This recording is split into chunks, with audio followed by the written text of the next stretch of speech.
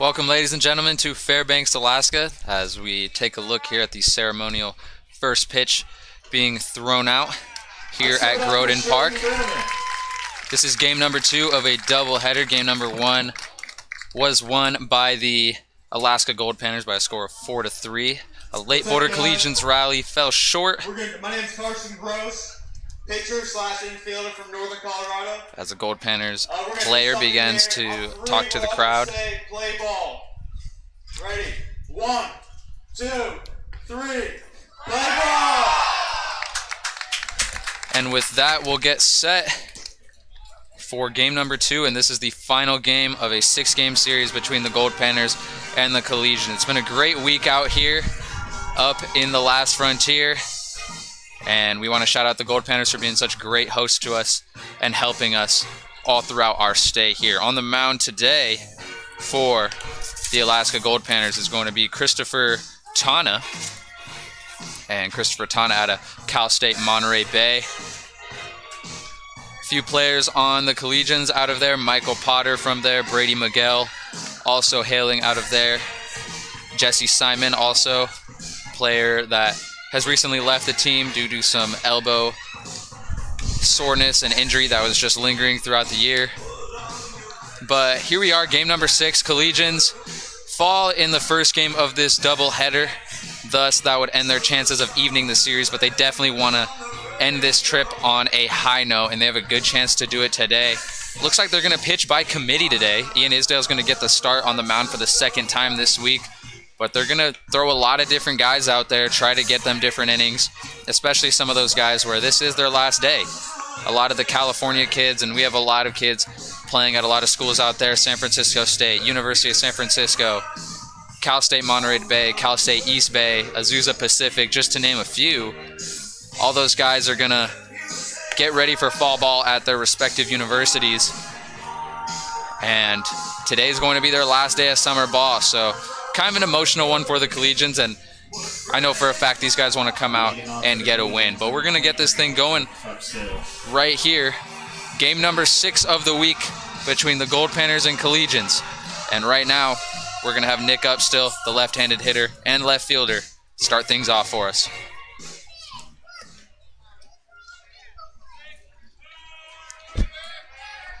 And as we said, Collegians with a very valiant effort. Top of the 7th inning. First game was a 7-inning game. As this first pitch from Tana comes in, and it's going to go right into the zone. And here we are back with our energetic umpire.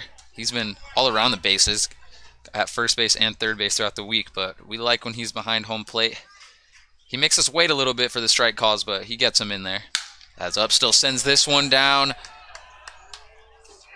the first baseline, and it's just going to go foul. And Nick Upstill, one of those guys out of San Francisco State, likely his last game with the Boulder Collegians. And what a great year he's had. He batted in the 9-hole for a lot of this year, but has just been really raking as of late, and is going to come up, and he's batting top of the order the last 3 games here this week. 0-2 from Tana, and this one's going to be tipped up and foul and keep us at 0-2.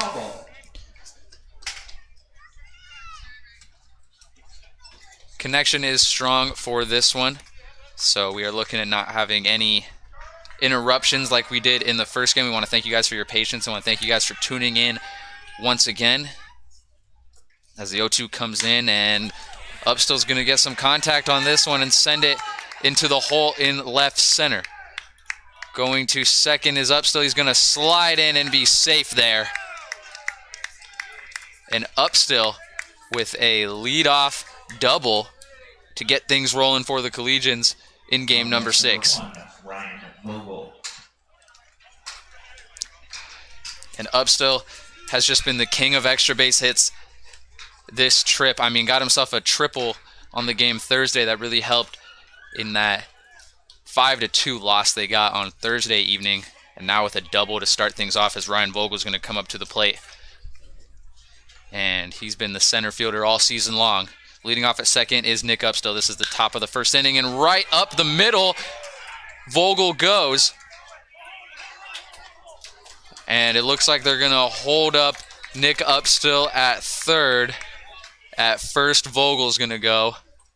And 2 leadoff hits for the Collegians, and this is exactly what we've needed from them. All week long, they have struggled to get off to good starts, have not scored a run in the first inning in all 5 of the previous games. And so Jackson Chatterton's going to come up and try to change that narrative right now. And maybe not going to run. First run, 90 feet from home with Nick up still there.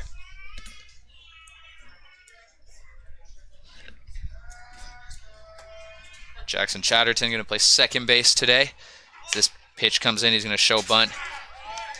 And our enthusiastic umpire is going to announce that that's strike 1. Much bigger crowd for this game than we had in the last game.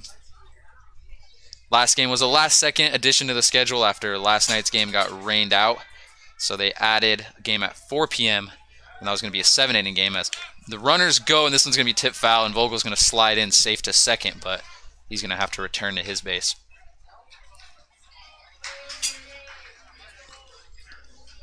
The sun is shining here in Fairbanks, something we haven't seen in the past 2 days as the rain has continuously fallen, causing for both dugouts to flood before the game. A lot of the Goldpanners players coming out and helping suck up some of the water out in both of the dugouts. Collegians players are using some concrete blocks to get around as this one's going to be sent foul straight back to John Gazdar, who's in the on-deck circle. Runners at the corners, no outs. We are in the top of the first inning. And again, this is going to be a 9-inning game.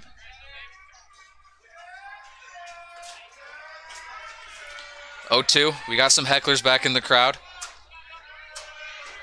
It's the 0-2, and Vogel is going to be safe back at first. And these hecklers sure make things interesting, don't they? And Theo Dopkins on the mound, I mean, man, this guy was getting hounded the other night on Thursday when he started on the mound. He did a really good job, and the heckler couldn't even be mad at him. He actually shared a beer with Theo after the game. 0-2 comes in as Tana's going to go back to first.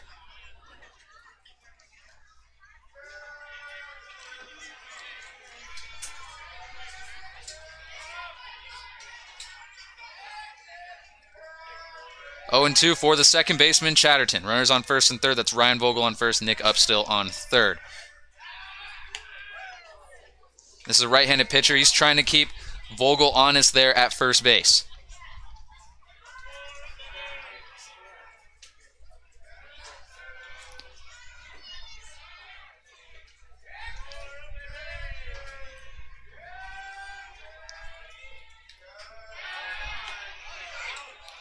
And Vogel's going to be safe there once again. And Tana, probably aware of Vogel's speediness around the base path.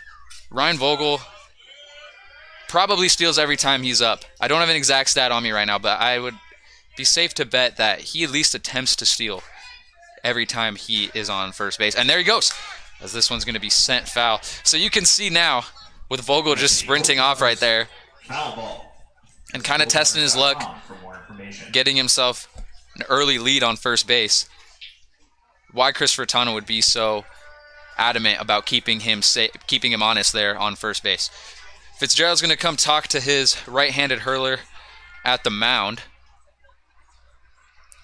I want to take a quick second to shout out the Alaska Salmon Bake up here in Fairbanks, Alaska. They've helped provide transportation all throughout the town, providing us transportation to meals, to the game, to the airport, and wherever else we need to go while we are up here. It's been a very fun trip and a very competitive series with these guys. Sad that it has to come to an end this evening. 0-2. That one's going to be outside for ball 1. Long at bat for Jackson Chatterton right now.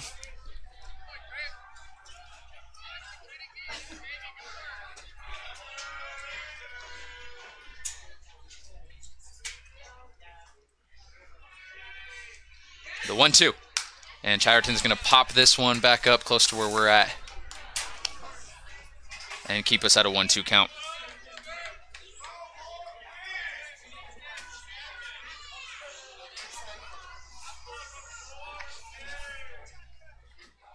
.68 degrees and partly cloudy, but mostly sunny. The sun has come out and really helped soak up some of that moisture. And man, has that moisture brought the mosquitoes out. We had someone from the Goldpanners that has been hosting us and helping us out all week tell us that the mosquitoes were going to be a problem this week, and we didn't really feel it until today. As the 1-2 comes in, and that one's going to be outside for 2-2.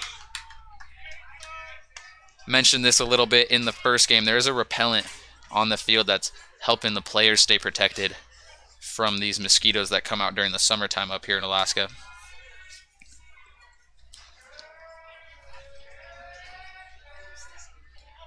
Two and two, Chris Tana, and that one's going to be popped up.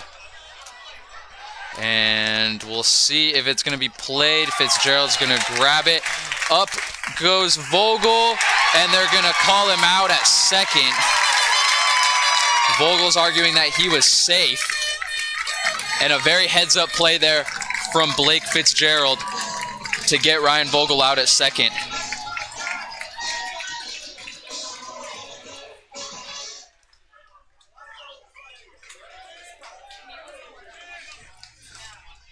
And so really unfortunate situation there as Chatterton just pops up near the Goldpanners dugout, and Fitzgerald gets it, and right as he catches that ball, he turns around, he knows Vogel's going.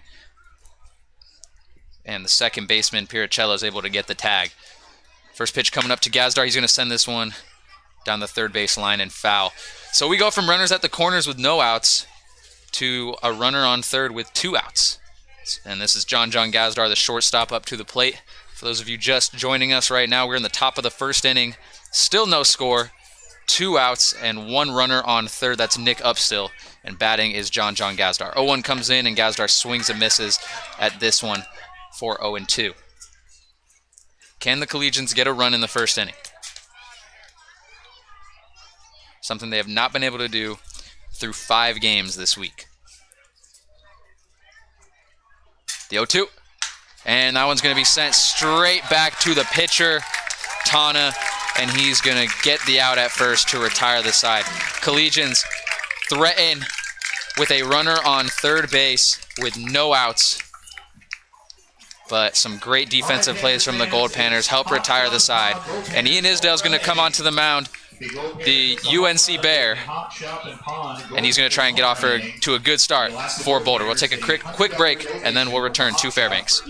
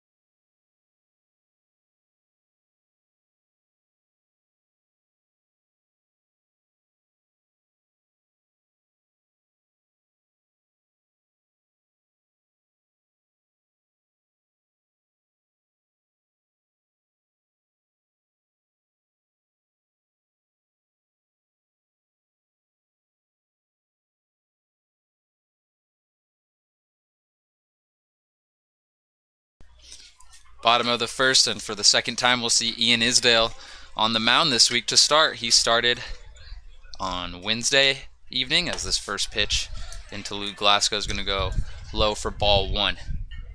And Collegians threaten in the top of the first but are unable to score anything and leave runners on first and third as the 1-0 comes in from Isdale, and that's going to be a great breaking ball called for strike 1.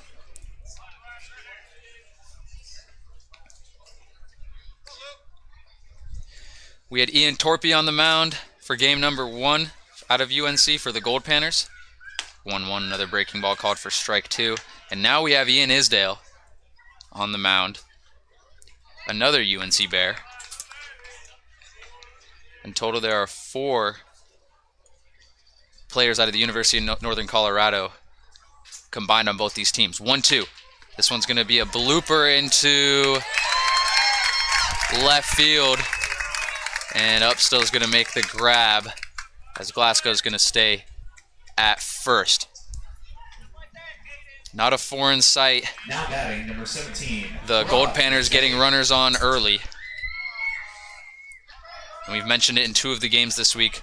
All 3 of their first 3 hitters in the game came around the bases and scored. And so we'll see what Rob Matei, the third baseman, has in store here. And that's a great breaking ball from Isdale. And Isdale going to some off-speed pitches early to try and switch things up. He struggled a bit on Wednesday. That was game number 3. Gave up 6 runs in 2 innings, but Isdale is a great left-handed pitcher. This one into a pickle. Glasgow goes, and the throw back to second is in time. Great heads-up play from Sean D to throw it to the shortstop Gazdar, and he gets low for the tag. And that one is good for out number 1.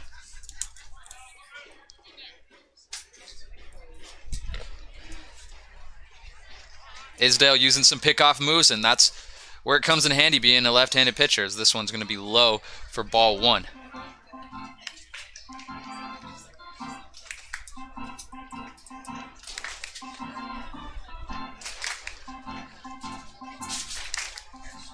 One count.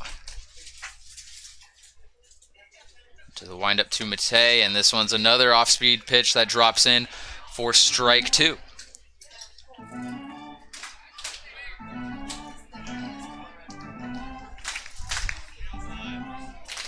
One-two pitch. This is game 6 of a 6-game series between the Goldpanners and Collegians. The 1 and 2 is going to be raked into right field, and that one's going to go foul into the stands. That's a Satterberg Law Office foul ball. Goldpanners have already guaranteed that they will be the winners in this 6-game series, but Collegians are looking to get win number 2 as they try to finish out strong on this road trip. This one's going to be low and outside and go past the glove of Lane Oliphant for ball 2.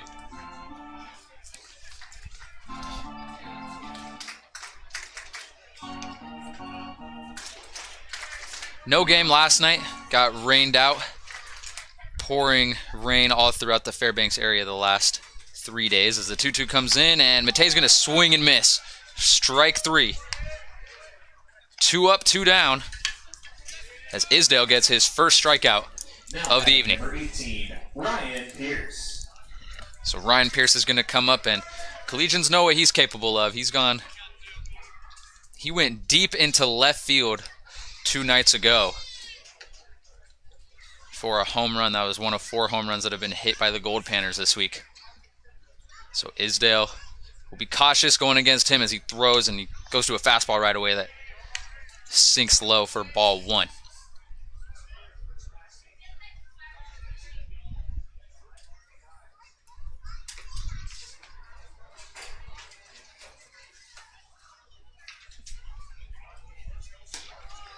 Swing and a miss from Pierce.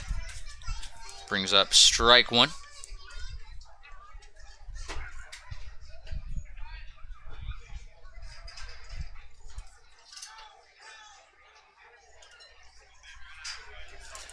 The 1-1 pitch from Isdale. Bounces off the plate. Ball 2.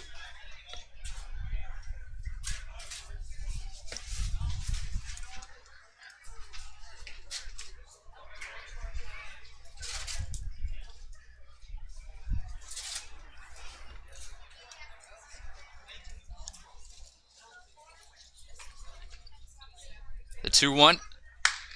And Pierce sends this one down the third base line. Going for it is up still, and it's just going to go into the bullpen of the Goldpanners.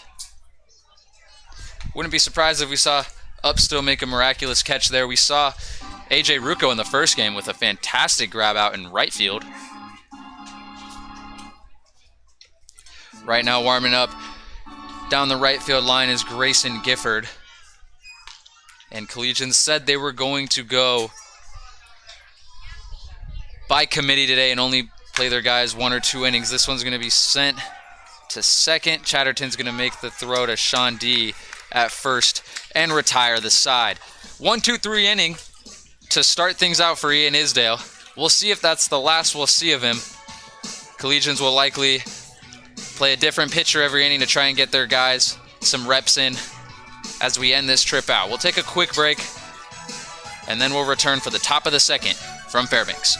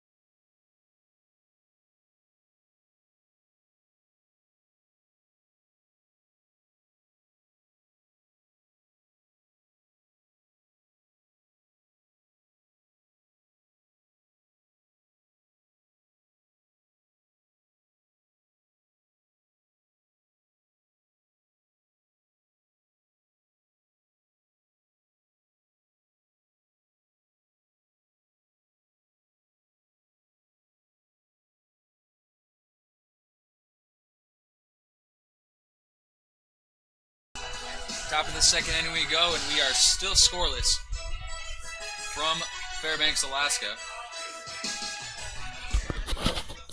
1-2-3 inning for the Collegians to start things out as Isdale gets himself a strikeout. Tana's going to remain on the mound to pitch against Sean D, who tips this one, and it's going to go foul.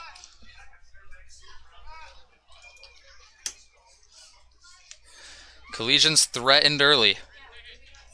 Nick Upstow with a double to start things off on the day. Got himself to third base off a Vogel single. And then things went south from there as Vogel was caught stealing, and then Jackson Chatterton and Gazdar went out in order after that. 0-1 comes in. That one's going to be just outside for ball 1. Sean D going to be playing first base today. Had the game off in game number 1. As we're here now on a 1-1 count from Christopher Tana. Sean D is going to smack at this one. It's going to bounce back to the pitcher, but not before going foul. In the on-deck circle is AJ Rucco, and AJ Rucco batting a little higher than usual. Usually there in the 8 hole, he's going to be batting now 6th in the lineup.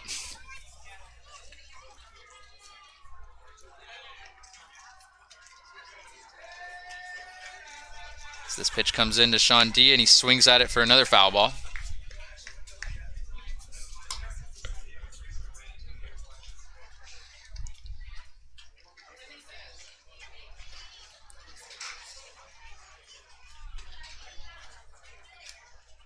Good work from Ian Isdale.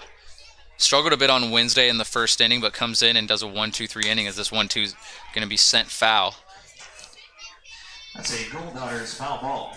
This is Goldpanners and Fox. And Collegians, at the beginning of the week, struggled a lot starting the game. Gave up a lot of first inning runs, but in the last few days have lowered the scoring, as this one's going to be called for strike 3, and Sean D is going to be retired.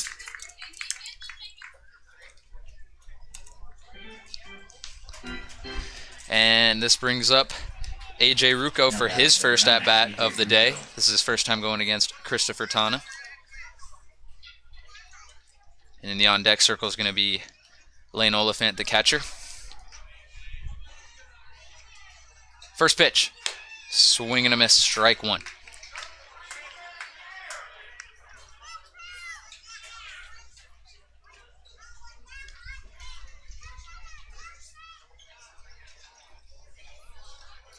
Boulder looking for some early runs, something they haven't gotten all week, as this one's going to drop into the bottom corner of the zone for strike 2. And Collegians haven't gotten any first inning runs this whole series, but did get 7 third inning runs in that Game 1 win. And those 7 runs in that third inning are more than they've had in the last 4 games combined, as this one's going to be shot back foul. The bats have not been swinging consistently well, and Collegians are getting contact on the ball. And we're getting situations like we had in the first inning where runners are being left on base. We had a situation just 2 nights ago where they had bases loaded and then got out of the inning with no runs. This one's going to be sent to the second baseman. We'll see if Rucco can beat the throw. He cannot. And that's going to be good for out number 2. So quick 2 up, 2 down as we get to Lane Oliphant, the catcher.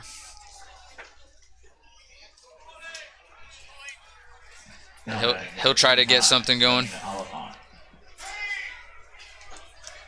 And Lane Oliphant actually pitched an inning this week. Starting at catcher today, has played designated hitter throughout the week as well. As this first pitch comes in, he's going to smack it foul and bring up an 0-1 count. In the on-deck circle is Alec Ackerman. Alec's younger brother, Nolan Ackerman, started behind home plate as catcher in game number 1 this afternoon. 0-1, this is Christopher Tana on the mound. 0-0, 2 outs. And Oliphant gets some contact on this. And the throw to first is going to beat out Lane for out number 3. And Collegians go out in order. And looks like we may be on pace for another fast game like we had in game number 1. But looks like Isdale's going to come back out onto the mound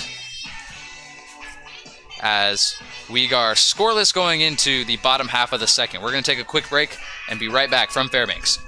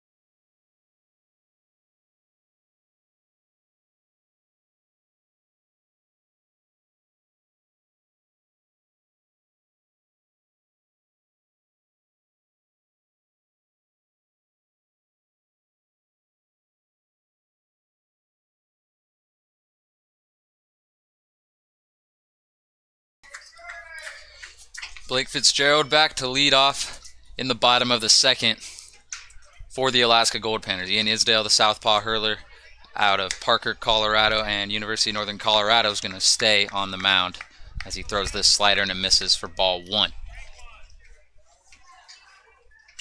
Still scoreless in the bottom of the second, no outs. And this is Blake Fitzgerald up to the plate. Blake Fitzgerald, another home run hitter on the week for the Goldpanners, as this one's going to go low for ball 2.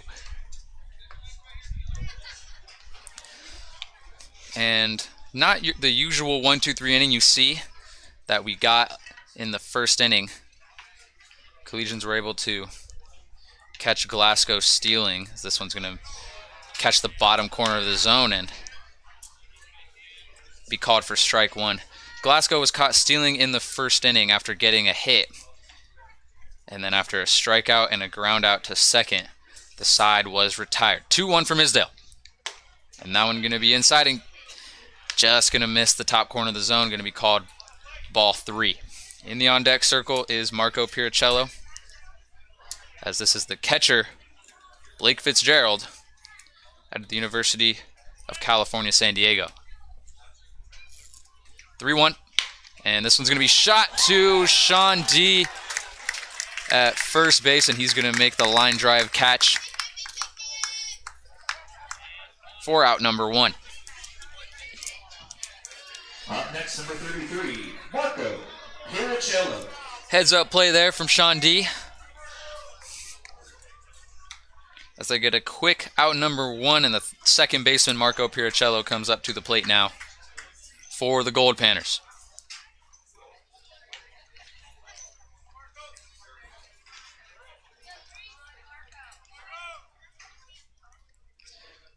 First pitch from Isdale. That one's going to catch itself into the zone for strike 1.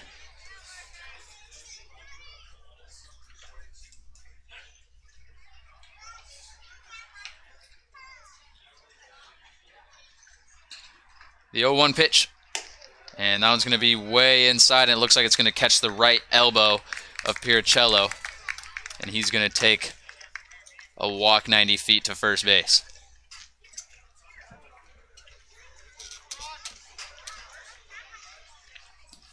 Now batting number 6, Chase Rodriguez. Second base runner of the day now for the Alaska Goldpanners, as Chase Rodriguez comes up now with Bobby Brown in the on-deck circle. Leading off at first is Marco Piricello. It's a throwback to him. It's not going to be in time, but Isdale's going to look to keep him honest there.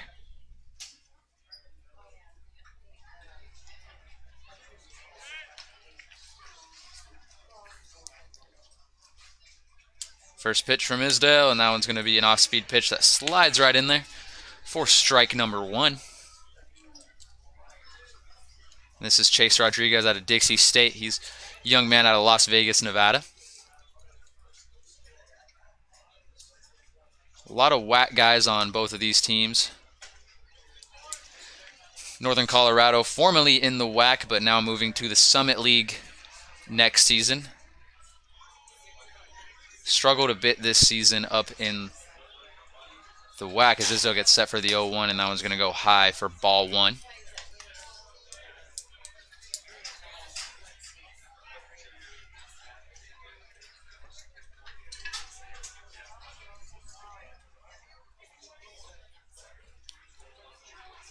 The 1-1 from Isdale, he's going to go back to Piricello. And Piricello out of Fresno State.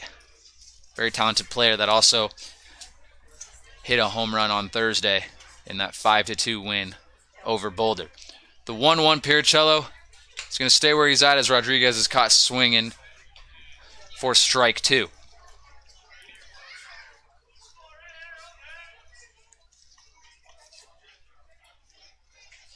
Isdale's second start of the season will likely see Gifford come in after Isdale's day is over, as the 1-2 to Rodriguez, and that was going to be inside, called ball 2.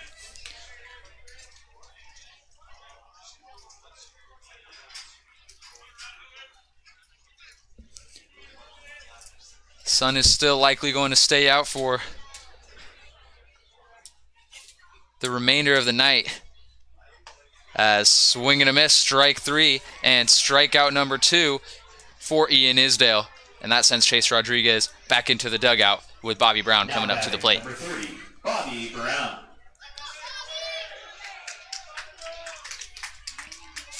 And Isdale's going to come up, and we'll see if this is going to be the end of his day for him. And it likely will be. Like we said, nothing wrong with how he's been playing, but they're going to go by committee today. And we see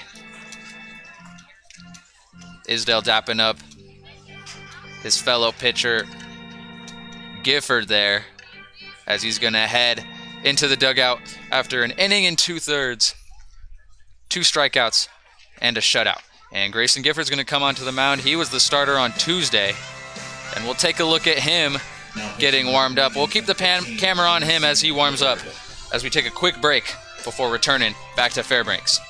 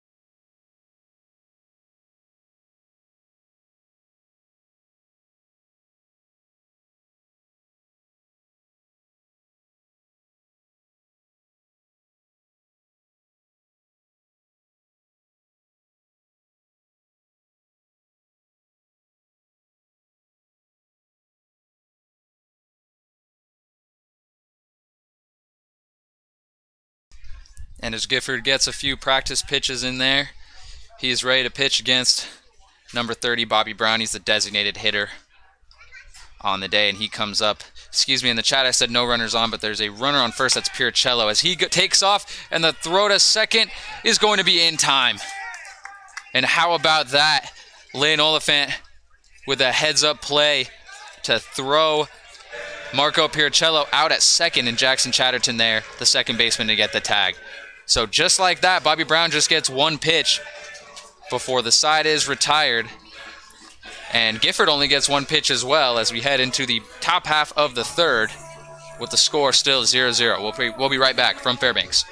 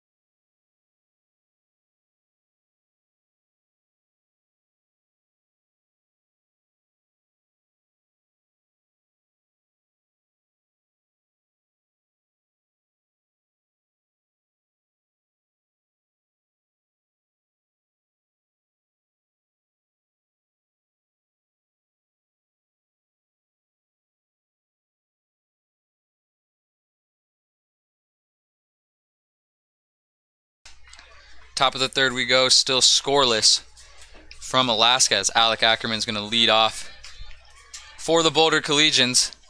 This is his first time going up against the right-handed hurler Chris Tana. This first pitch is going to catch the inside of the zone for strike one. And Ackerman coming up had a nice double in the second inning of the first game this afternoon of this doubleheader, and made his way all the way to third before the side was retired. 0-1 comes in, and that one's going to be low for ball one. Alec Ackerman spent a few years at San Mateo College before making his way to San Jose State University. Young man out of Chaparral High School in Parker. He's going to swing and miss at this pitch that goes low. In the on-deck circle is Garrett Fisher, and that'll round out the order for the Collegians. Collegians have officially qualified for the NBC tournament in Wichita starting August 4th. 1-2, and Ackerman's going to send this one foul. For all news relating that trip and team updates, please follow us on Twitter and Facebook, both at Boco Collegians.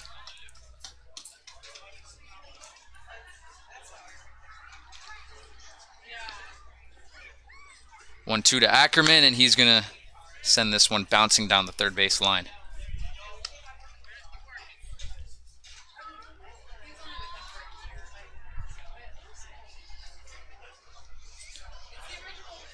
Collegians will return to Denver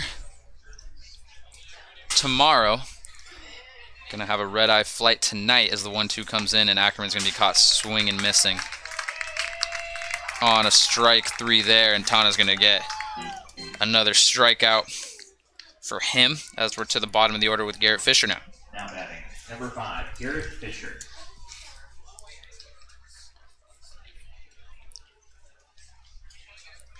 So Collegians will get back to Denver tomorrow, and then that'll probably be it for a lot of the players on the team out of California that are going to head home and rest up for their fall seasons or get ready to go to college as this pitch comes in for strike one from Tana to the right-handed designated hitter Garrett Fisher. And Garrett Fisher out of Rocky Mountain High School up in Fort Collins. And he also attends the University of Northern Colorado. 0-1. That one's going to be way inside for ball one.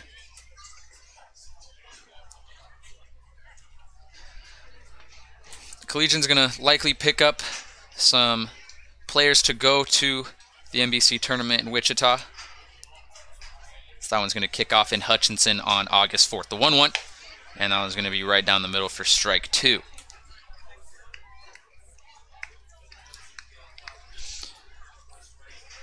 Have clinched the MHCBL title. Still 2 games left to be decided. Working on getting 2 games with the Cannons scheduled likely next week. The 1-2 comes in, and that's going to go low and even things up at 2-2. Looking to schedule a game with the Cannons, possibly down at Ponderosa High School. Stay updated for details on that game as the 2-2 is high and outside for ball 3. And so we're all loaded up for Garrett Fisher. And Garrett Fisher had a single in the first game and then was able to come all the way home and score the first run of the afternoon for Boulder. 3-2. And that one's going to be called strike 3. And Fisher throws his bat thinking it was maybe going to be a ball 4. But ump says not so fast and calls him out. And so Tana begins his third inning campaign with a pair of strikeouts. And we'll go back to the top of the order with Nick Upstill, who is 1 for 1 on the day with a leadoff double in the first inning.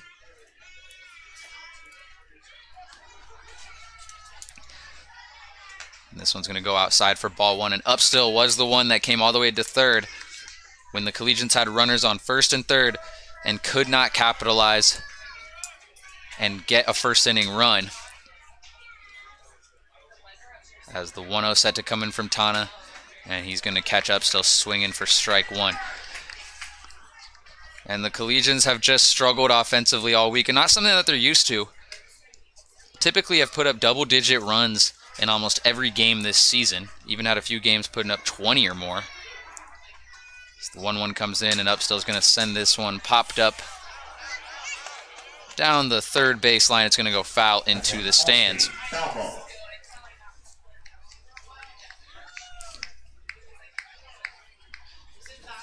And Collegians have slowed down giving up the runs so much in the last 2 games. Only gave up 4 runs in the last game and 5 runs on Thursday. And so pitching has definitely improved throughout the week and been very good the past few games. It's just they continue to struggle as this one's going to be sent to third base, and the throw to first is not going to make it there. And Upstill's going to get an infield single.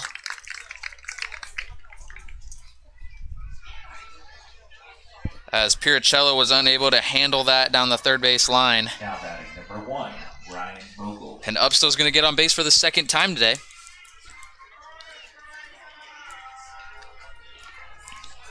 As we prepare for Ryan Vogel. And Vogel got on base as well from a base hit in the first inning, but was caught out at first trying to steal.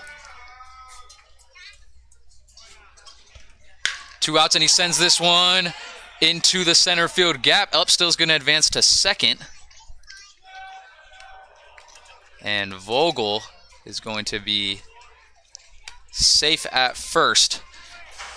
And just like the first inning, Nick Upstill and Ryan Vogel get themselves hits to put 2 runners on base. For those of you just joining us, the score is currently 0-0 in the top of the third. Runners on first and second. That's Nick Upstill on second, Ryan Vogel on first.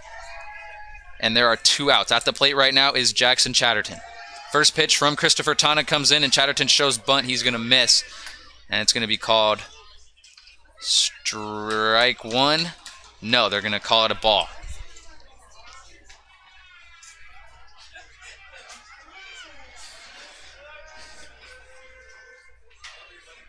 Collegians love to bunt, and they're so confident in it that they elect to do it a lot with 2 outs because they are that confident that their guys can get to first. And a lot of the times when guys like Jackson Chatterton, like Ryan Vogel, are in a slump, as that one's going to go low and outside for ball 2, when they're in a slump, they'll go for the bunts just to get on base. And then they can do some damage from there. You see Brady Miguel, Ryan Vogel, and up to the plate right now, Jackson Chatterton. Those 3 guys are probably the most dangerous on the base path. And so if they can just get on base once, they likely can make their way all the way around third. And then if their teammates can come in and take care of business, they can maybe get a run. 2-0. Chatterton's going to swing hard on that one for strike 1. And Chatterton, along with Vogel on first, is another player that will be returning for Wichita. So he is not done quite yet after today as he shows bunt, and that one's going to miss. Excuse me, that one looked like it missed outside of the plate, but our enthusiastic ump, who is back once again for game 2, is going to call that ball 2. 2-2 count. 2 runners on, no score in the top of the third with 2 outs. The 2-2 and swing and a miss. And they're going to throw to first, and they're going to get the throw there in time. And so just like the third, Nick Upstill is going to be left in scoring position, and the Collegians are going to come up empty. So we're going to take a quick break and then be back with the bottom of the third.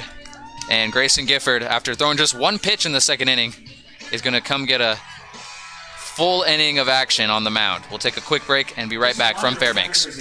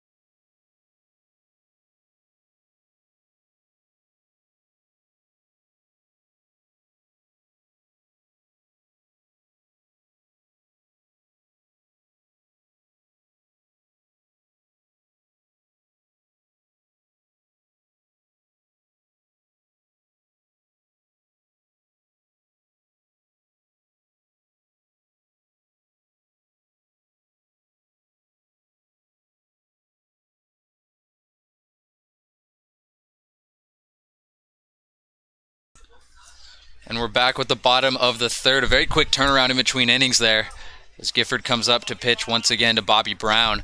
Bobby Brown did not get a complete at-bat after Oliphant threw out the runner at second. This second pitch is going to be in for strike. I believe that is a 1-1 count now.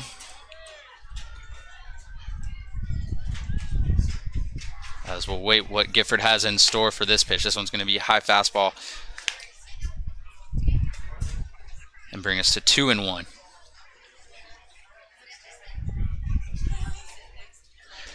Gifford threw just one pitch before Oliphant threw out the runner at second base at the end of the second inning.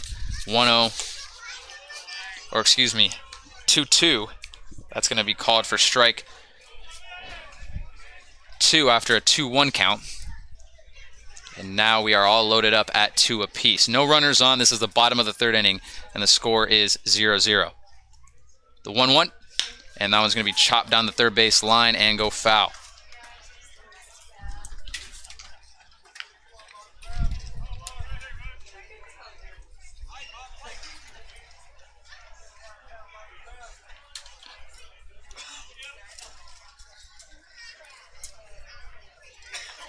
Take a quick look at Gifford there. He's a young man committed to Azusa Pacific out in the Los Angeles area. This one's going to be chopped to third. Ackerman's going to get the play, and the throw is going to be high to first base. And Bobby Brown's going to get himself an infield single to put a runner on for the Goldpanners. Now on for the Goldpanners, number 1, Dominic Hughes. Now Dominic Hughes comes up to the plate, and he's the center fielder on the day. An unfortunate situation there. Play that Alec Ackerman, the third baseman, normally makes, but just slipped out of his hand and went high as Gifford goes back to first with Bobby Brown there. Ball goes past the left hand of Gifford as he regroups at the mound. Dominic Hughes out of Kansas State University and from Boston, Massachusetts.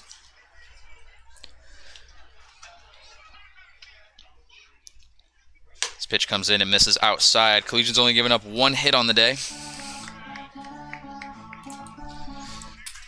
Looks like they may list that one as an error because Glasgow did get a clean hit in the first inning, so that must be the 1 hit that they are labeling on the score sheet. 1-0 pitch coming in from Gifford. That one's just going to miss outside.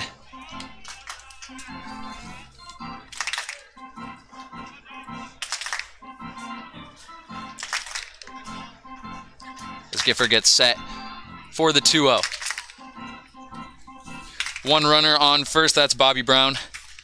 As he leads off, this pitch comes in, swing and a miss from Hughes, strike 1.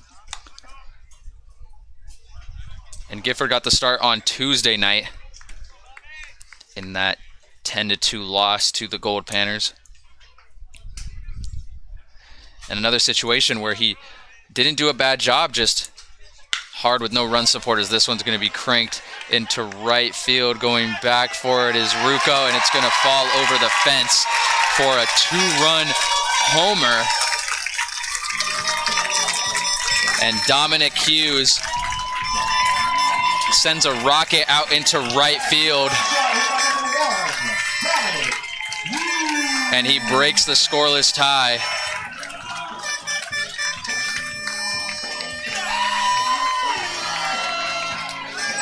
For the second home run of the day. Now batting number 14, Caden Hogan. We're now back. We're at the bottom of the order now with Caden Hogan. First pitch from Gifford's going to come in. Hogan's going to show bunt, and it looks like it's going to maybe catch the left shoulder of him. We'll see. He's regrouping and going back into the batter's box, so likely will stay there.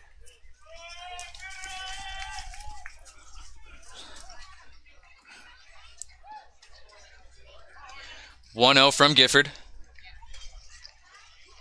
And that one's going to be shot into left field. Upstill will gather that. And Hogan will round out the order with a base hit and put another runner on base after the 2-run shot. No outs still, runner on first. Collegians just got to stay calm right now. Glasgow. We know the Collegians can score a lot in a quick amount of time, so if they can just stay focused and try to make their way out of this inning. Still a lot of baseball left. A full 9-inning game we have for the second of the doubleheader. That one's going to go outside. Oliphant's going to grab it, but Hogan's going to advance to second.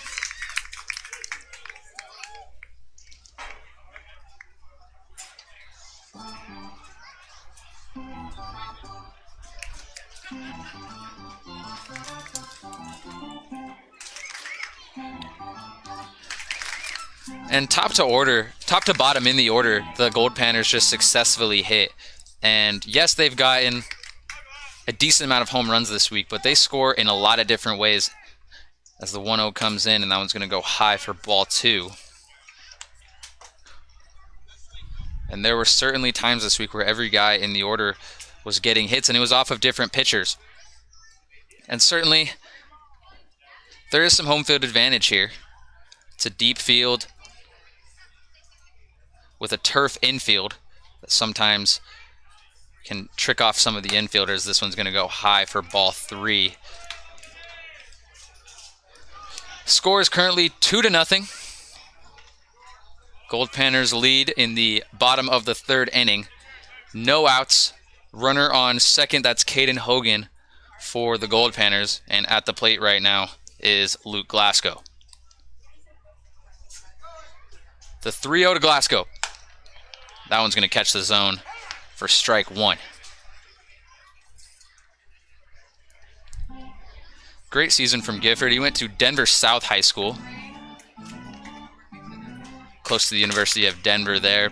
Coached his JV team this year as he took a gap year before going to Azusa Pacific next year. This one's going to be called ball 4, and Glasgow's going to advance to first base. Up next, number 17, Rob Matei. And now Rob Matei comes up with 2 runners on and still no outs. Matei was struck out swinging by Ian Isdale in the 1st inning.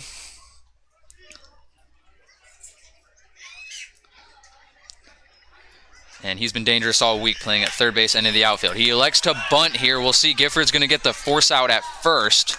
So smart play there to get out number 1.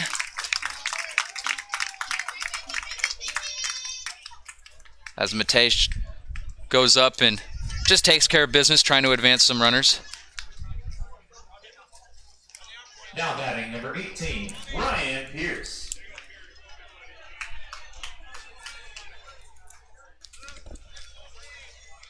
And now Ryan Pierce will come up for his second at-bat of the game.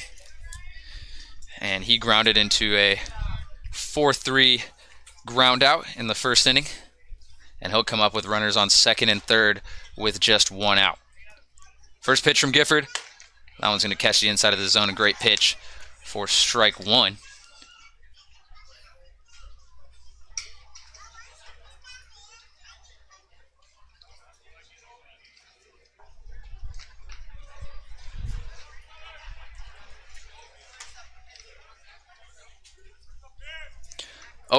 Ryan Pierce started at first base every game this week. And Hogan at third base with quite a comfortable lead off. He's going to return to third now. But in eye shot of Gifford here, so we'll see if Gifford's going to look to maybe throw to third. A dangerous play there, as anything past would send him home, so he'll likely just stay patient. Hogan not leading off as much, and this one's going to be sent into center field. Going back is Vogel, and he's going to drop it. Vogel's going to gather. 2 runs are going to come in. Going to third, and the throw's going to get past.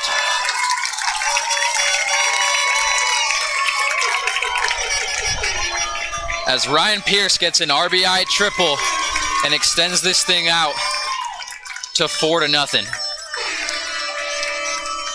And manager Tony Rucco is going to come out to the mound, and we'll see what Gifford's fate is.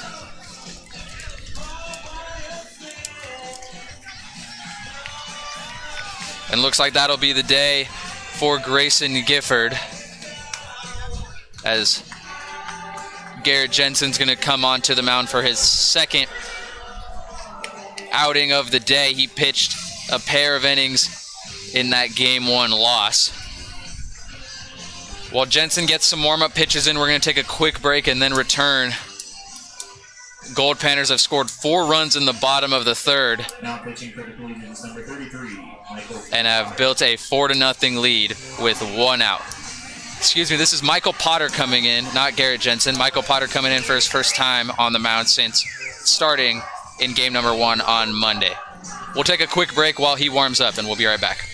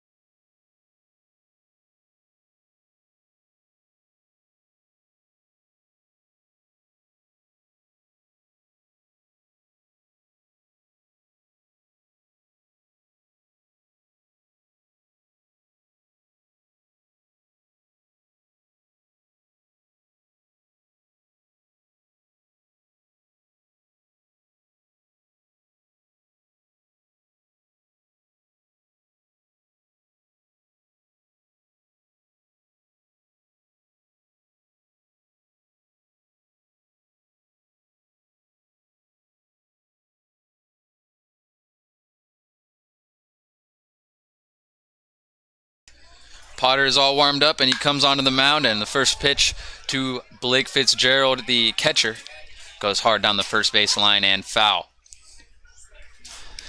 And Potter out of Cal State Monterey Bay, and just like his teammate Christopher Tana, who's also from there, and Tana was the starter on the mound for the Goldpanners. This pitch comes in, and it's going to go between the legs of Oliphant, and coming home is Pierce. And Pierce is going to score for the Goldpanners and make this thing 5-0.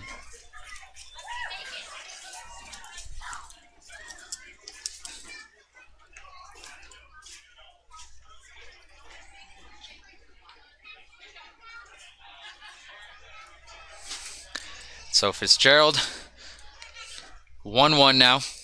As Potter preps for his second pitch, and that one's going to bounce off the plate for ball 2.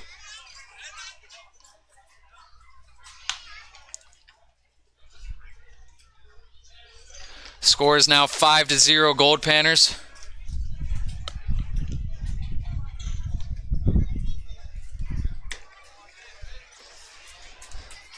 So that one goes low, and we're now at 3-1.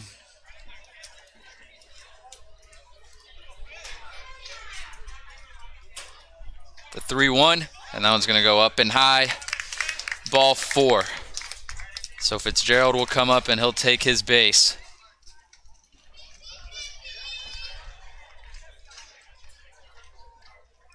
And that puts a runner on after the pitching change. Now batting number 33, Marco Piricello. Still just 1 out. Piricello comes up, and he was hit by a pitch on his first at-bat. He comes up with 1 out and 1 runner on. His first pitch comes in for a strike. Nice pitch there from Potter.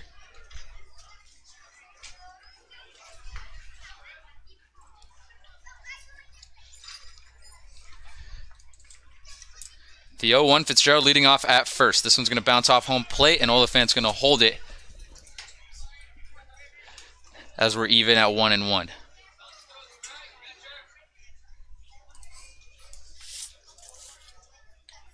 And Michael Potter out of Sacramento, California. As he prepares for this 1-1, and he catches Piricello swinging strike 2. Goldpanners, an independent team this season, not playing in the normal Collegiate Alaskan Baseball League. Playing teams from all over the country this year. Series like they're having with the Collegians right now, as this one's going to go high for ball 2. Hosted the Utah Marshals, which is a graduate team, a lot of 18U players that are most of that team committed to Division I schools. And had a good series with them last week. It's the 2-2 set to come in from Potter, and that one's going to go high. Going back to first is Oliphant, and he's going to be safe there.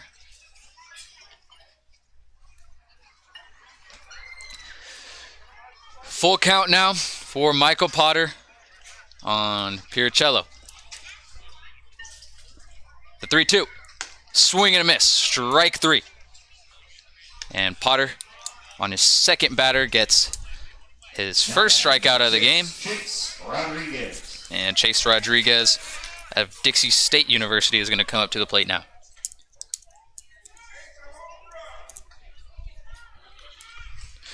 Chase Rodriguez was struck out swinging in the second inning. That was the final batter that Ian Isdale pitched against. This pitch comes in, and that one's going to be a check swing, and they're going to say he goes for strike 1. Runner on first base, that's Blake Fitzgerald, but 2 outs. Goldpanners have scored 5 runs in this inning. We're in the bottom of the third in a 9-inning game. This one comes in, it's going to go past Fitzgerald. It's going to advance to second with ease. That's going to put a runner in scoring position.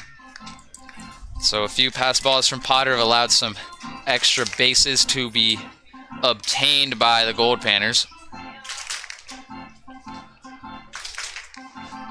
And the Goldpanners, they do a really good job going independent. They do a good job still getting competitive matchups because they are such great hosts, and they were great hosts to us this week, and they helped us out arranging the whole trip and just taking care of things like transportation, helping us out as Potter throws this one in. Rodriguez is caught swinging, and Rodriguez is now behind on a 1-2. And so they're able to get teams like the Utah Marshals coming out, like us that were out this week, and Pride Baseball out of South Carolina is going to come up next week. And they play quite a bit of baseball. 6-game series like these where they're playing 6 games in 6 days is not unusual to them. The 1-2 comes in, swing and a miss, strike 3. And Potter comes in and gets a pair of strikeouts to retire the side.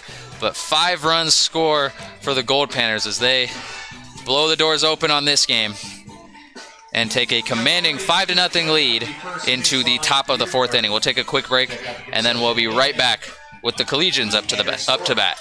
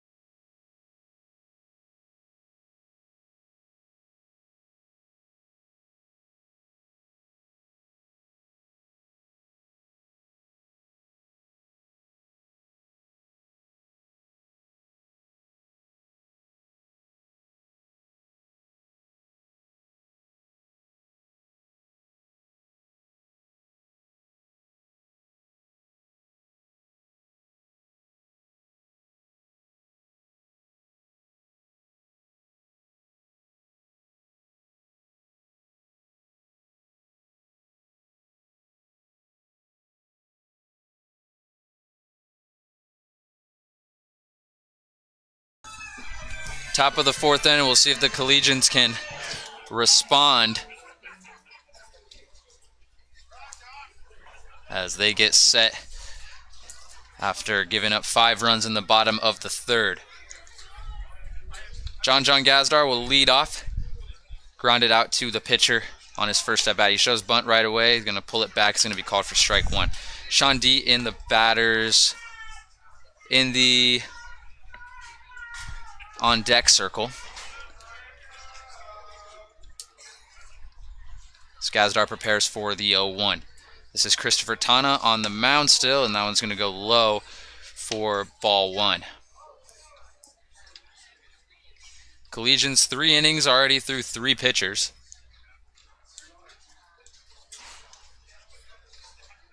It's the 1-1. That one's going to catch the bottom of the strike zone and be called for strike 2.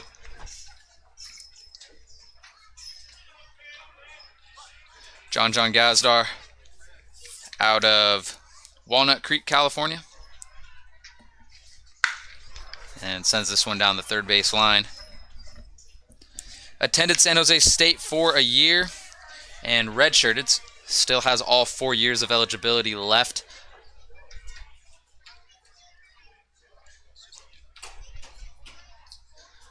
As he gets set for this 1-2. The 1-2, and Gazdar is going to check swing. Doesn't look like he went all the way. Going to be called for ball 2, and never mind. The first base umpire is going to say he went.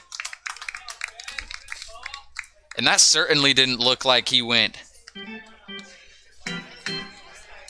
from this angle. And it's interesting because for those of you that saw that Dodgers game the other night, where the game was kind of decided on a check swing, and if you look at the replay, it's a non-reviewable play, but you look at the replay, and the batter for the Giants clearly went all the way. That would have ended the game right then and there. The Dodgers would then go on to lose that game later in the inning. And so these check swing calls can be really important later in the game. But certainly that one that wasn't called in the Giants game was a lot further than the one that was called right here on John Gazdar. But right now, we're going to get set for Sean D as the 1-0 comes in from Tana, and Sean D is going to swing hard at this one, and we'll be even at 1-1. Sean D struck out looking on his first at-bat, and he's going to be playing first base today. Got an off game along with Gazdar in the first one. 2-0, swings hard at this one, and that makes it 1-2, I believe. Yes, 1-2.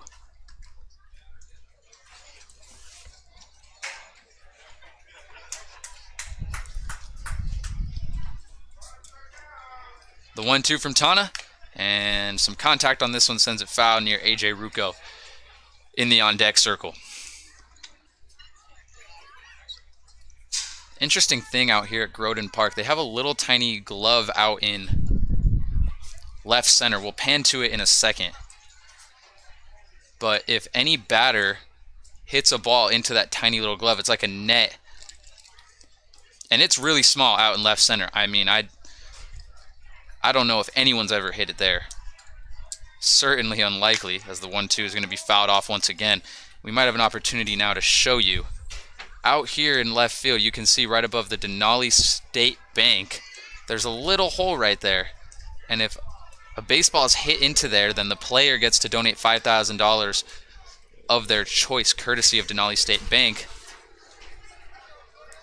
$5,000 to any charity of their choice. I'm just thinking that is very unlikely that anyone hits that. I mean, we've had 6 home runs this week. The likelihood is this one is going to be a check swing. And once again, they're going to call him swinging. And that one might have been in the zone, but that one certainly didn't look like he went all the way. Now batting number 9, E.J. Rucco. And so Collegians are going to have 2 batters retired back-to-back. That one, not so much on a check swing. Maybe they're going to say it was in the zone. But nonetheless, 2 strikeouts for Tana to start things off. And now A.J. Rucco, the right fielder, is up to the plate. It's the first pitch from Tana. Rucco is going to see it through for ball 1. But it's certainly something. I'm sure in BP the players have tried to hit it into there.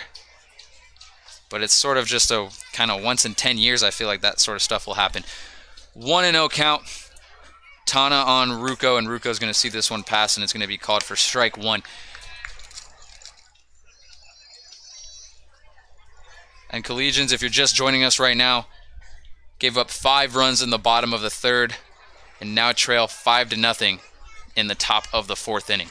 1-1 pitch from Tana. And that one's going to be just inside for ball 2. In the on-deck circle is Lane Oliphant. And Ruko grounded out on his first at-bat, looking for his first time on base today. The 2-1. And this one's going to be shot to the beer deck above the Collegians dugout. Just a reminder, chase after those foul balls, and you can turn them into candy or a bag of popcorn. Really nice facility here at Groden Park in Fairbanks, Alaska.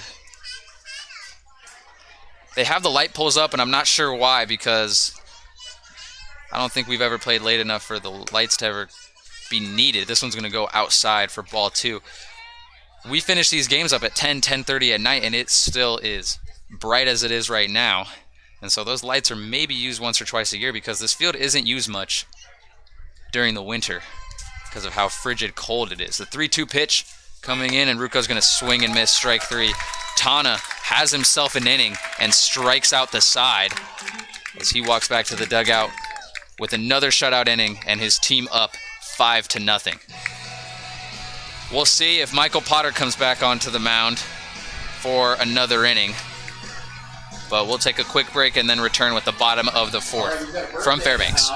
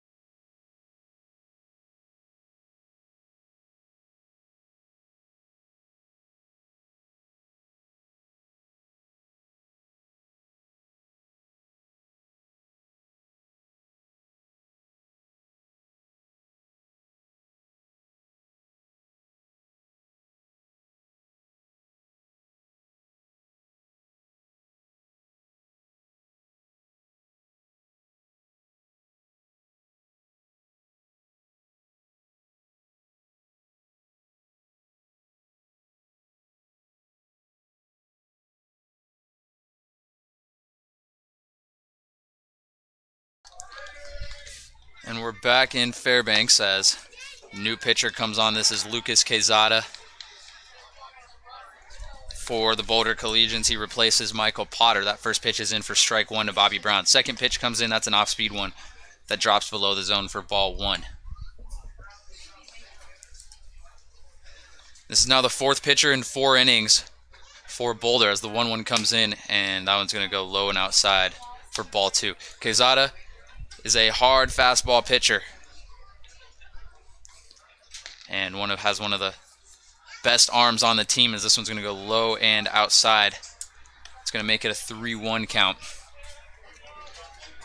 For those of you just joining us, Collegians give up 3 runs in the bottom of the 3rd and then go out in order, and this one's going to go past. It's going to be ball 4 anyways, and Bobby Brown's going to take his base. So Quezada is going to give up a leadoff walk to the designated hitter, Bobby Brown, and Dominic Hughes is going to come up to the plate fresh off of a 2-run shot in the 3rd inning, a part of that 5-run inning.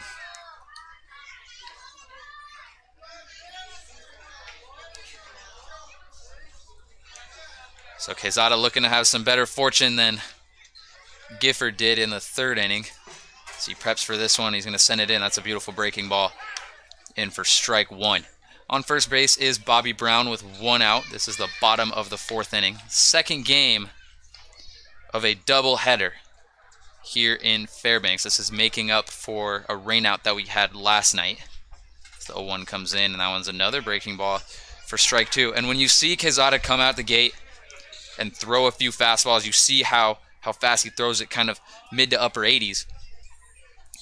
And then he goes with the breaking ball. It can really stump some batters. So that's something that he needs to keep in his bag and continue to use as the 0-2 comes in, and that one's going to be shot back and keep us where we're at.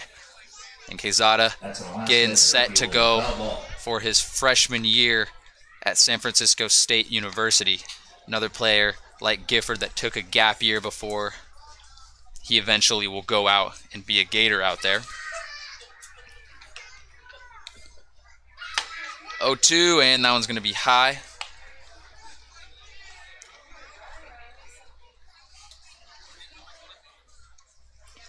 Quezada likely will be his last pitching outing of the season, unfortunately. It's been a great season with him. He was our closer for a lot of this year, as this one's going to be sent into right field, and Rucco's going to grab it for out number 2. And that got the fans excited a little bit, but Rucco quickly quiets the crowd as he gets that line drive out for out number 1.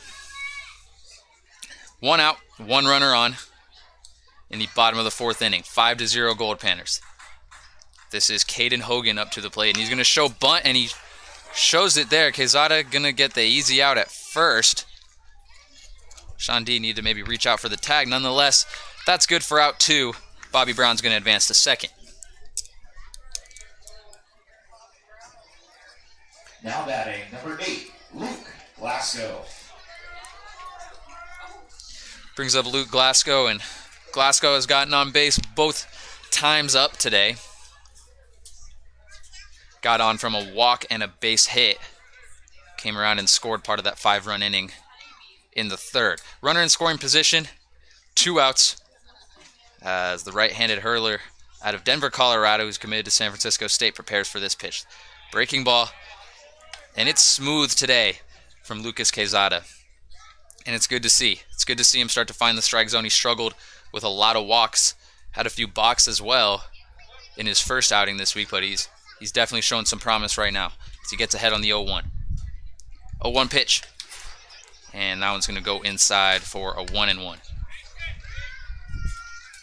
Much larger crowd tonight than we had in game 1 of the doubleheader. That doubleheader thrown together last second after the cancellation last night. They started it at 4, but a lot of people coming out for the normally scheduled 7 p.m. game. This one comes in. That one's going to go high for ball 2.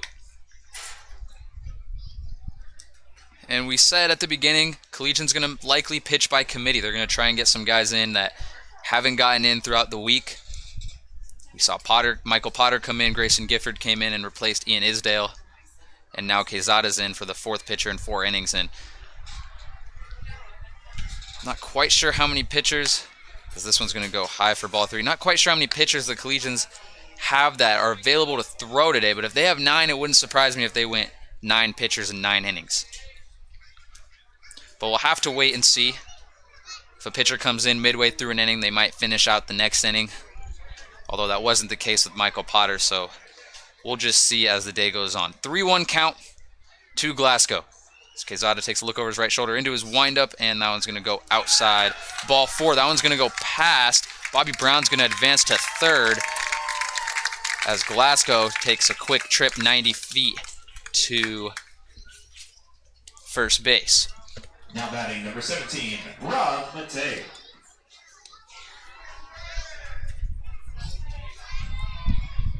So Rob Matei comes up, and he's 0 for 2 on the day, but he comes up, 2 outs, runners on the corners. This pitch comes in and hits the top of the zone for strike 1.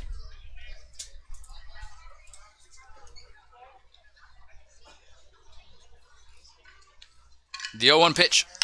And that one's going to be batted down the line. Back to the Goldpanners dugout, and so here we are at an 0-2. Bottom of the 4th inning we are in right now with the Goldpanners up 5-0.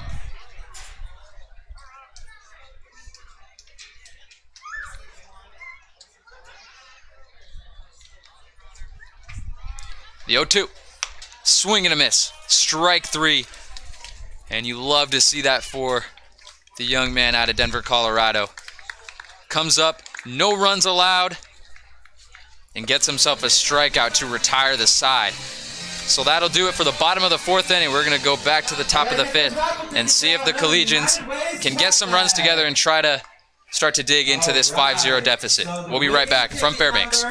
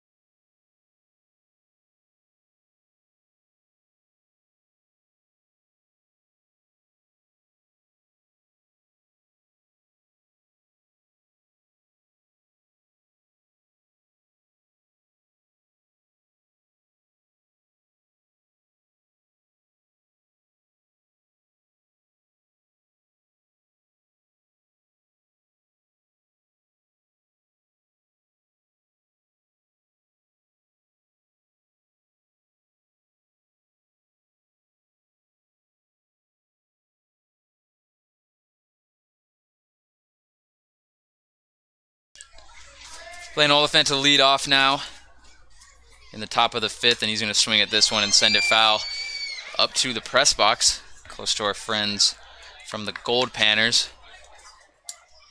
a few booths over.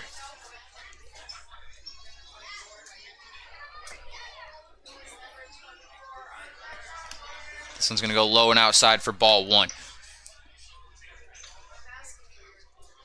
And Lane Oliphant grounded out on his first at bat as he takes this one for ball 2.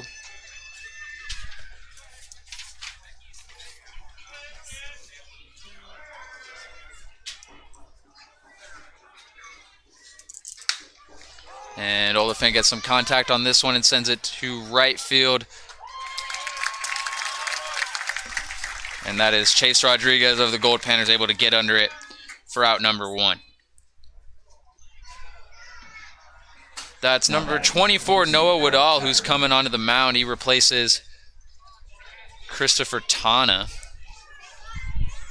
And 1 up, 1 down for him. He's a young man out of Mount San Antonio College.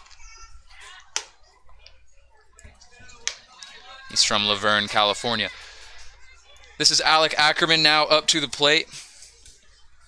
And he struck out on his first time up as the 1-0 comes in. That one's going to be high. Some fastballs coming through now for Woodall, the new pitcher. 2-0. Swing and a miss from Ack. Strike 1. Goldpanners with a nice stadium. Right behind home plate, right under where we're at right now. 2-1 comes in. That one's going to be sent foul. Right under where we're at now. Chair back seats. Reserve seating. And then down the first and third base lines, there's some bleacher seating similar to what we have at Scott Carpenter back in Boulder. So 2-2 comes in, and that one's going to go low and load things up at 3-2. Collegians don't got to get it all at once. They can slowly chip into this lead with a run here and 2 runs there As the 3-2 comes in, and this one's going to be sent high into right field. We'll see if Rodriguez is going to get under it, and he does for out 2. So 2 up, 2 pop-ups to Chase Rodriguez in right field. And Collegians with 2 outs now as Garrett Fisher comes up.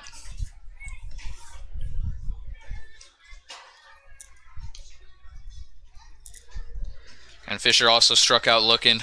Tana having himself a day, 4 innings, no runs allowed. And Woodall comes in and throws a strike on his first pitch.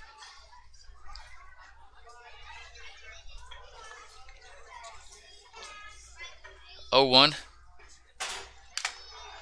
And that swings and it comes back and catches the umpire a little bit, hoping he's okay. We're going to take a break.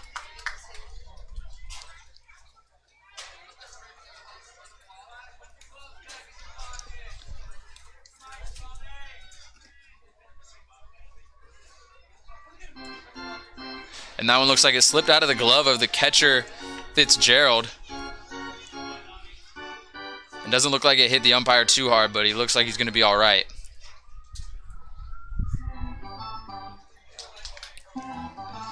Some shade right behind home plate, something we haven't seen much. Sun pretty much 24 hours a day up here in Alaska, especially up here in Fairbanks. The more north you go in the state. 0-2 pitch from Woodall to Fisher. Now it's going to bounce off for ball 1.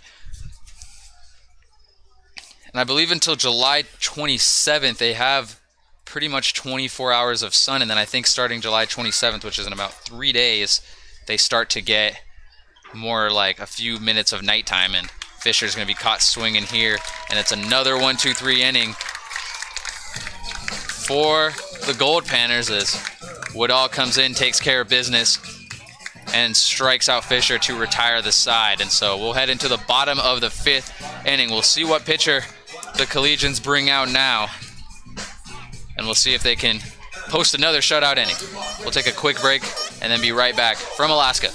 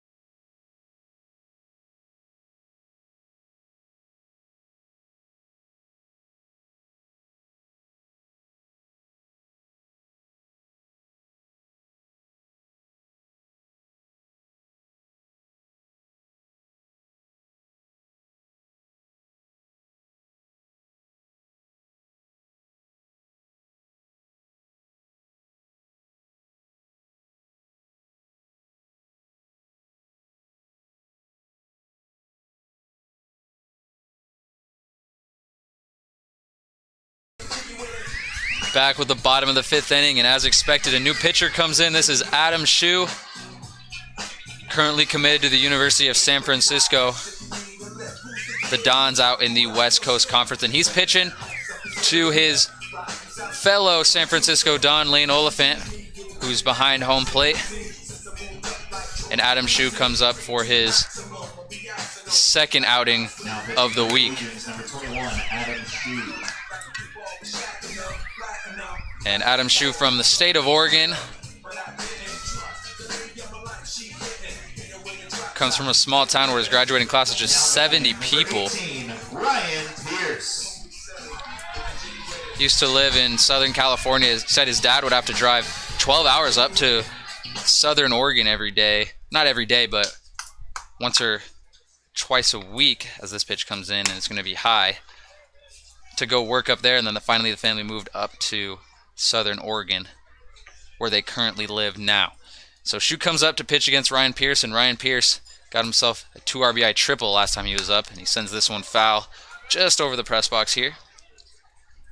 Another thing about Adam Shu, this guy can really throw a bowling ball. Last night we were out bowling, and he was putting on a show. He told us that he did compete on his high school's bowling team, and it was no surprise to all of us there. This one's going to be sent foul again, 1-2.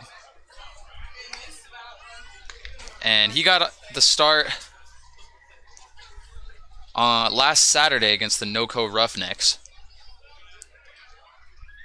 The 1-2 is going to just miss and even things up at 2-2. Scores 5-0. We're in the bottom of the 5th inning. No outs. It's Adam Shu throws the 2-2 pitch to Pierce, and he's going to shoot this one up. We'll see if it's playable. It's not. It's going to hit the beer deck. And Saturday night, sun is out, and the crowd is starting to file in a little bit of a similar way we saw Monday night. Monday night, we had Hoodoo Beer Company, or the Goldpanners had Hoodoo Beer Company sponsor the game, and that brought a lot of people out as the weather was up in the lower to mid 80s. The 2-2 comes in, and Pierce is going to chop this one up into the infield. Ackerman's going to call it off. He's going to get the routine out. And 1 up, 1 down for Adam Shu. Now batting number 28, Blake Fitzgerald.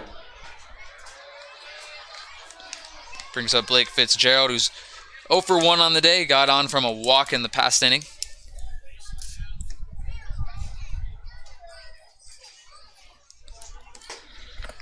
So he takes this one for strike 1.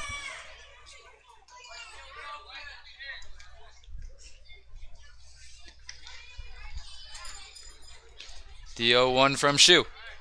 That one goes high. Ball 1.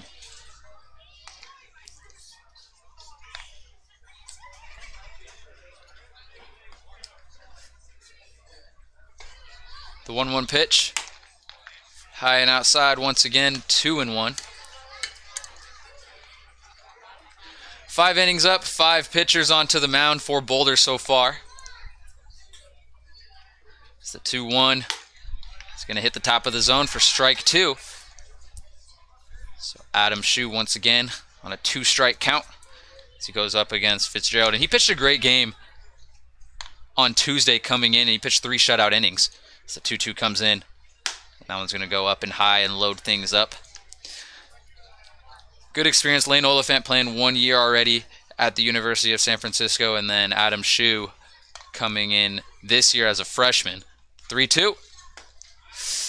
We'll see what they call. Oliphant thinks it's a strike. He throws to third, and he is upset with the call. That looked like it should have been strike 3, and I'm not sure if they're debating over a check swing or not. But that one looked like it caught the zone regardless. But that's going to put a runner on base now, and that's Blake Fitzgerald. And Marco Piricello comes up now with a runner on base. 1 out. Shu prepares for this one. It's going to go high for ball 1.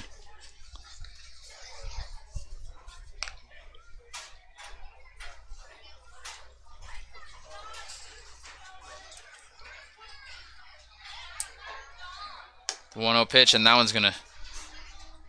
This one again is going to be called a ball.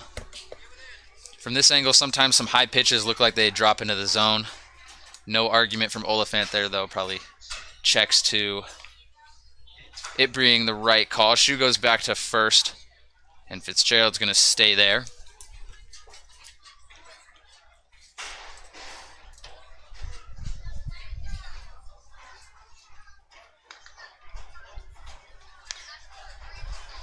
The 2-0 from Shu. Tipped foul. That's going to be good for a 2-1 count.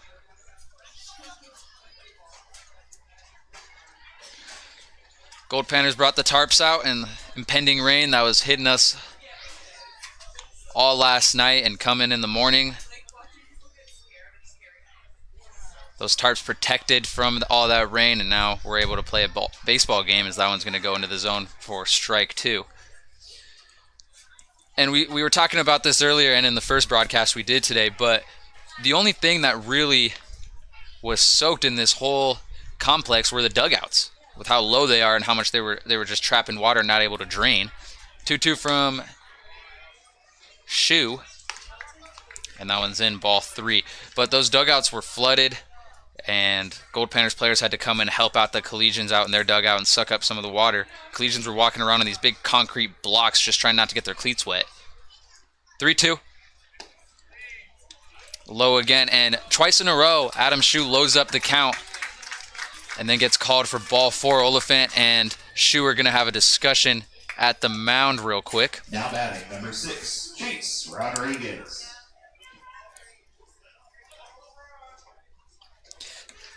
And again, it's going to be such a good thing for these two to have experience playing together, because going forward at the University of San Francisco, they're going to play together with Shu being a pitcher and Oliphant being the catcher. And so they're going to get just a head start right now on their chemistry and camaraderie going into next season, which is hopefully going to be a little bit more of a normal season than these guys had last year. Shu was competing in his senior year of high school, which I know is difficult for a lot of players, and Oliphant competing in his freshman year of college. And he was telling us that they had to quarantine for 14 days coming into the school year and then 14 days coming back after winter break. And so 28 days total they had to quarantine. So it was quite a tough year. And so it'll be nice if they can get a relatively normal year going into next season. This first pitch comes up and it's high to Chase Rodriguez. Rodriguez comes up now with 1 out and runners on first and second as we're in the bottom of the 5th inning, and Goldpanners lead 5-0. In the on-deck circle is Bobby Brown.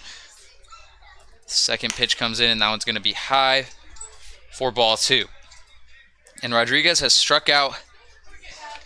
He was struck out by Isdale in the 2nd inning, and then Potter came in and struck him out in the 3rd. So this is the 3rd pitcher he's gone against. It's a 2-0. It's going to be high and outside and bring us to ball 3. So Shu having some trouble finding that strike zone right now. And he's gotten some full counts, but right now he is behind 3-0.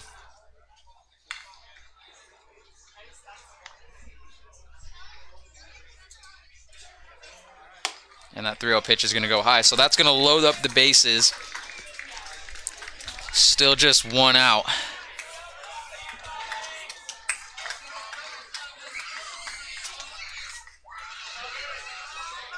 Now batting, number 30, Bobby Brown.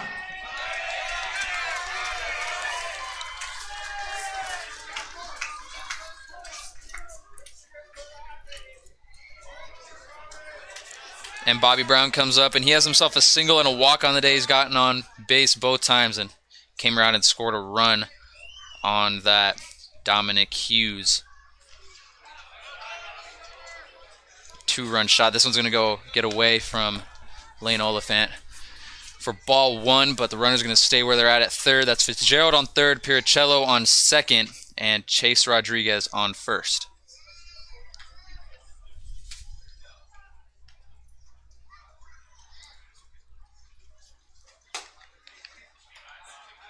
Two up.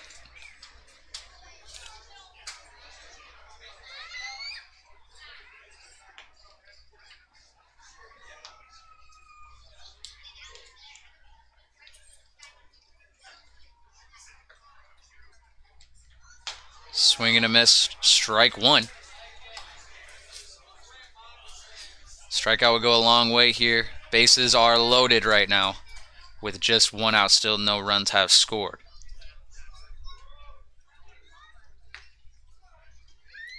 The 2-1. Brings us to 3-1. Also want to shout out Red Strength Gym up here in Fairbanks for hosting us for a few workouts and helping these guys train a little bit in preparation for the games this week. 3-1 coming up with the bases loaded. And that one's going to be foul. And here we are. This is the third time Adam Shu's been in a full count situation. We'll see what he can do here.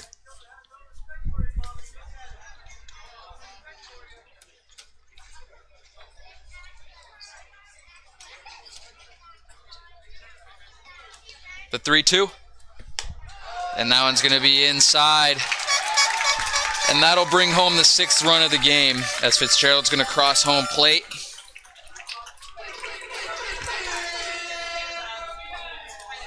And it looks like manager Tony Rucco is going to come out to the mound.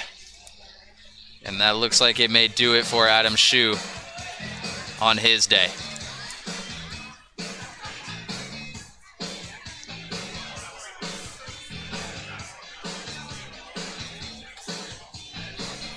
Looks like Luke Lubker, the Southpaw submarine hurler out of Regis University, is going to come onto the mound now with the Collegians down 6-0. So Adam Shu finishes up his day as Lubker gets set to start warming up. We'll pan to the scoreboard right now and take a quick break.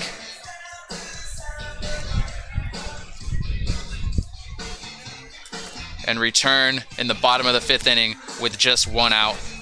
Runners on 1st, 2nd, and 3rd as the bases are still loaded. We'll be right back from Fairbanks.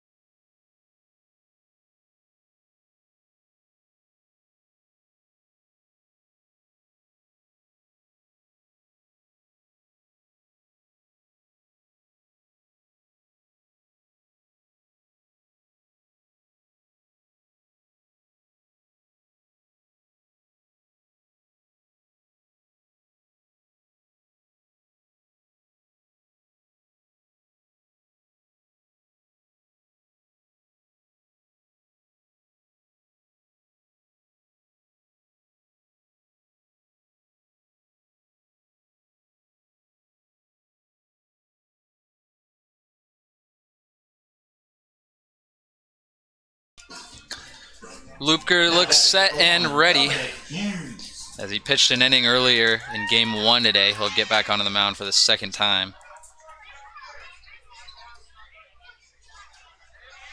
He comes on with 1 out and the base is loaded. This slider is going to cut in for strike 1.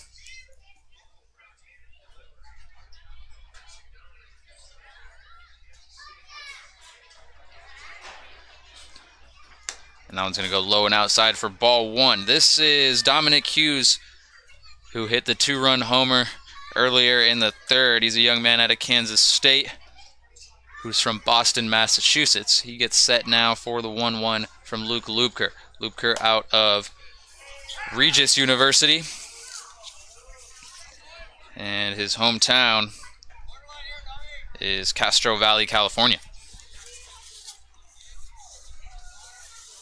Tens Regis out in Denver.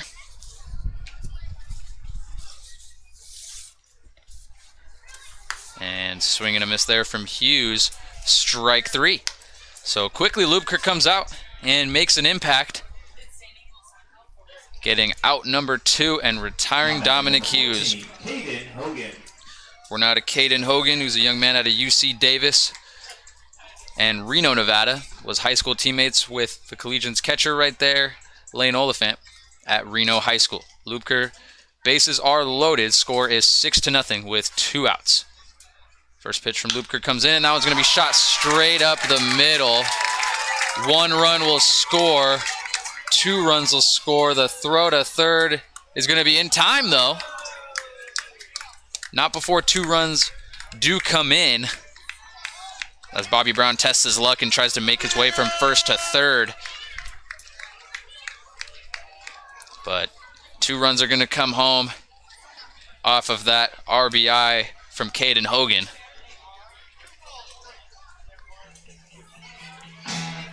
As it's going to be now a 7-0 game going into the top of the 6th inning. We'll take a quick break and then return with the Collegians' turn to bat in a moment.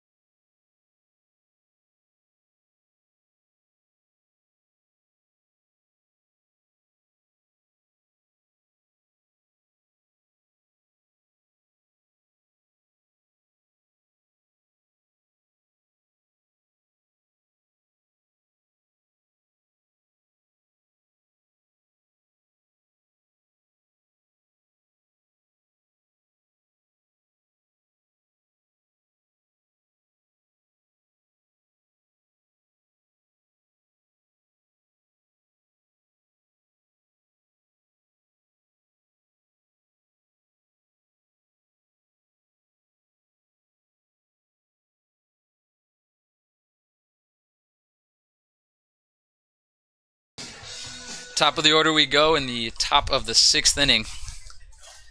And Collegians trail big 8-0 as they still have a goose egg on the scoreboard, and Nick Up still swings and misses at that one. For strike 1. New pitcher on. This is Augusto Pineda out of Monterey Bay. So 2nd Cal State Monterey Bay guy on the mound for the Goldpanners. 3rd one total after Michael Potter came in and pitched an inning. And he's a young man out of San Leandro, California. This one's going to be chopped to the pitcher, and they're going to get the force out at first to Pierce for out number 1. Ryan Vogel comes up now. He has himself a pair of base hits on the day. Now batting number 1, Ryan Vogel. And Up still as well had himself a pair of hits on the day. So the top of the order getting on base well, but the rest of the squad unable to bring them in. As this pitch comes in, it's going to be shot up to shallow short. Shallow left, deep short. And the shortstop, Caden Hogan's going to make the play there. 2 up, 2 down for Boulder. Now batting number 4, Jackson Chatterton. Jackson Chatterton comes up, and he's 0 for 2 on the day. As the heckling continues up here in Alaska. Chatterton shows bunt. That was going to be called for strike 1. Not quite sure if it's the same heckler we had the other night. If you guys were tuning in on the broadcast, you could kind of hear it in the background. There was a heckler that was really giving Theo Dobkins a hard time when he was on the mound. And Dobkins pitched very well that day and actually ended up sharing a beer with that heckler after the game. This one comes in and goes foul for strike 2.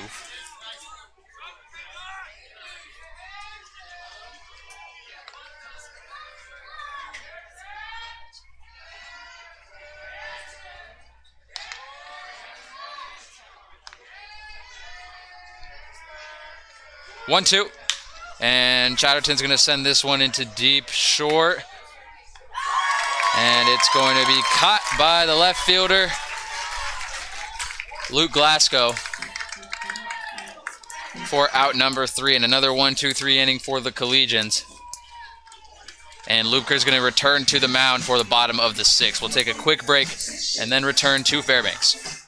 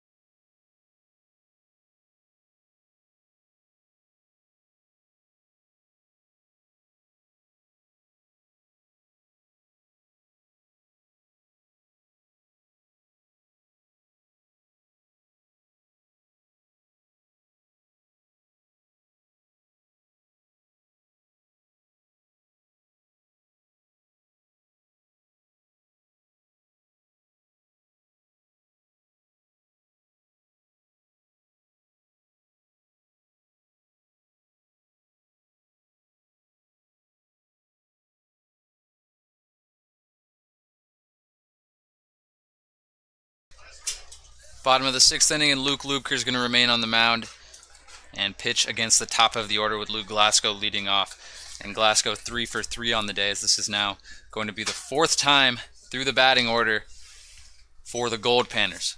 Second pitch comes in, and it's going to drop below the zone for ball 2.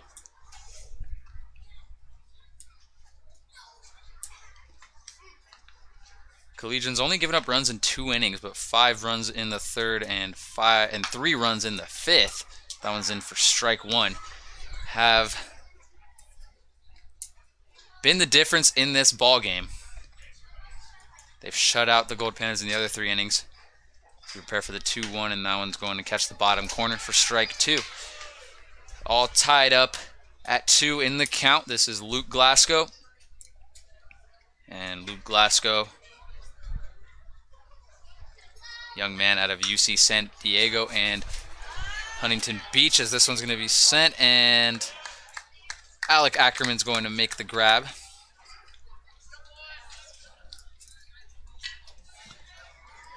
Now batting, number 17, Rob Matei. And we'll see if Lupker's going to be done for the day.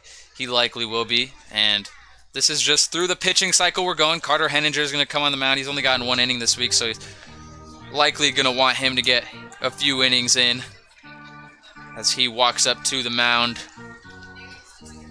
to start his outing. Lupker does a good job. Gave up that base hit that scored 2 runs, but those were not earned runs on his part, so Lupker leaves after 1 out in the bottom of the 6th. We'll take a quick break while Henninger warms up on the mound and then be right back. 1 out in the bottom of the 6th inning with the Goldpanners up 8-0.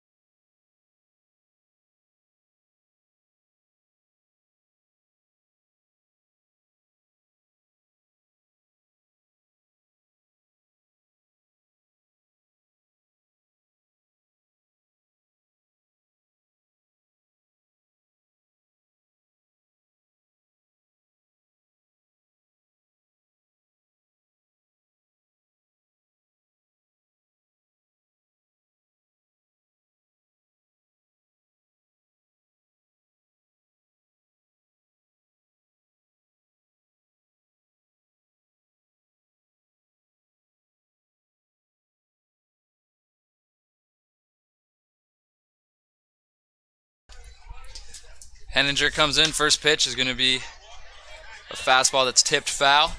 That's a Goldpanners foul ball. Visit goldpanners.com for more information.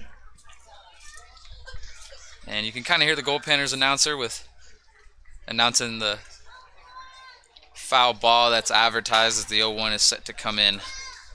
And that one's going to go low and outside. And that's a smart thing that we might have to start doing in Boulder. They have their foul ball sponsored, and they have their hit by pitches sponsored. Probably roll in some dough with that as the 0-1 comes in, and that one's going to be hit foul, and we're at an 0-2. Henninger out of Rescue, California, went to Oak Ridge High School. He comes in now with a 1-2 count.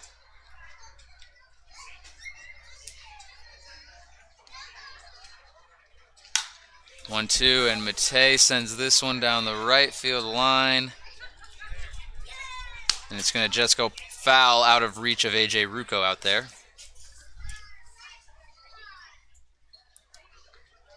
And Matei's 0 for 3 on the day. Henninger likely trying to keep up that streak as the 1-2 set to come in. And that one's going to be sent into center field. And Vogel's going to get under it for out number 2 in the inning. So Collegians do get a quick first 2 outs, excuse me. One from Lubker, one from Henninger. And now they're prepared for Ryan Pierce to come up to the plate.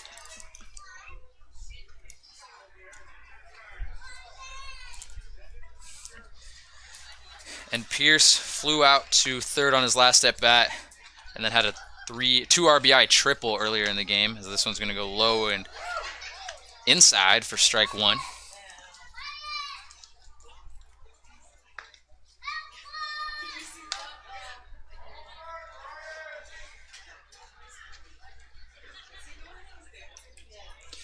Oh, 1 from Henninger. And that's a fastball that's going to be hit down the third base line and go foul. And Henninger, one of the fastest throwers on this Boulder team.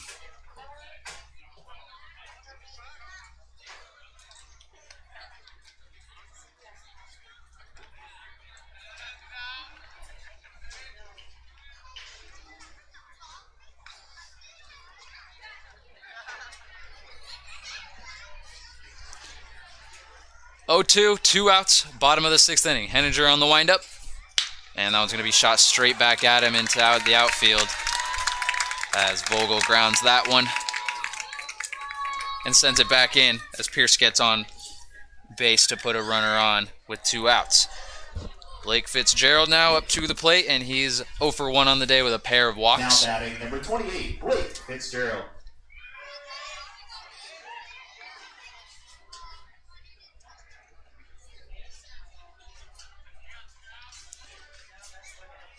Two down, runner on first.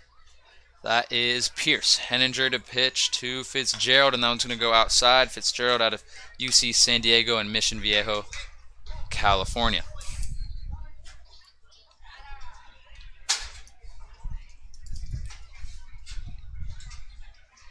One 0. Fastball from Henninger goes high, 2-0.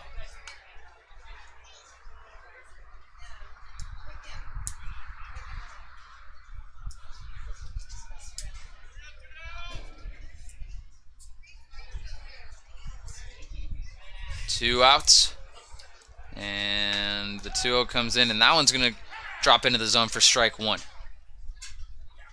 And Henninger pitching a lot of relieving innings late in the season.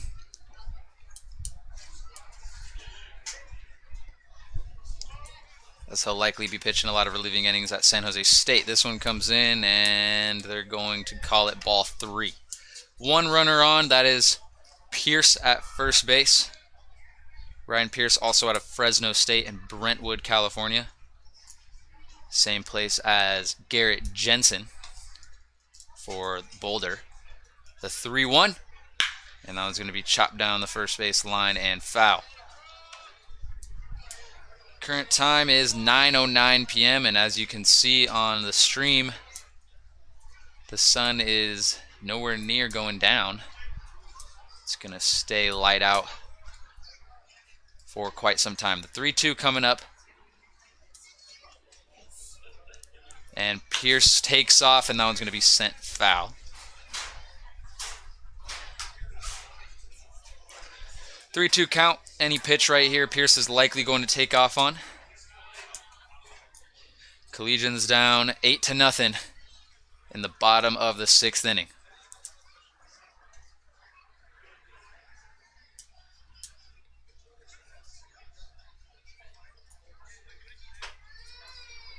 Three-two, swing and a miss, strike 3, and that will retire the side. So one hit does get a runner on, but Henninger takes care of business on the last batter and sends us into the top of the 7th. As the Goldpanners are shut out in the bottom of the 6th. We'll take a quick break, and then return with the Collegians up to bat. We'll be right back from Fairbanks.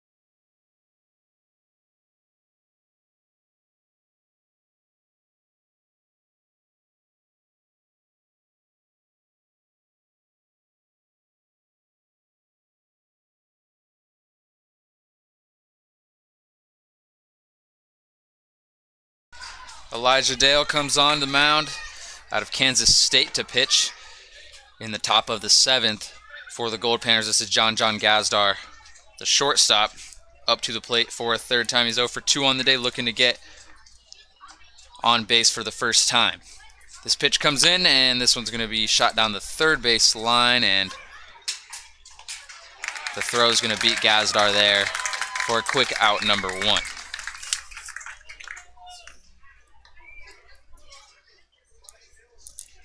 Sean D now up, and he has a pair of strikeouts under his belt today. He's also looking for his first trip Now batting number 6, Sean D. around the base path. Collegians still shut out now through 7 innings. 1 out right now, no runners on. In the top of the 7th for the first baseman, Sean D.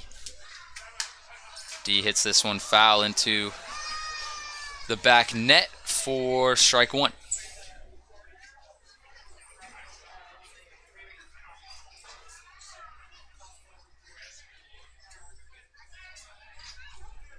Oh, 1. That one's going to be low and outside, 0-2.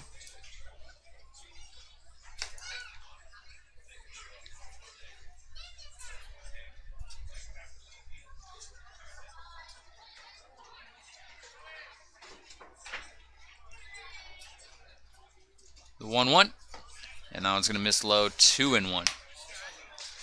Sean D out of the University of Illinois, Chicago.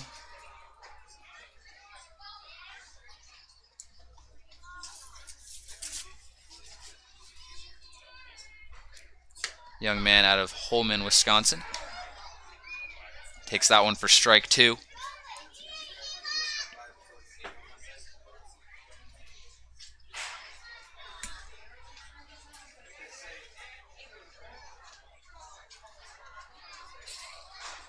Two.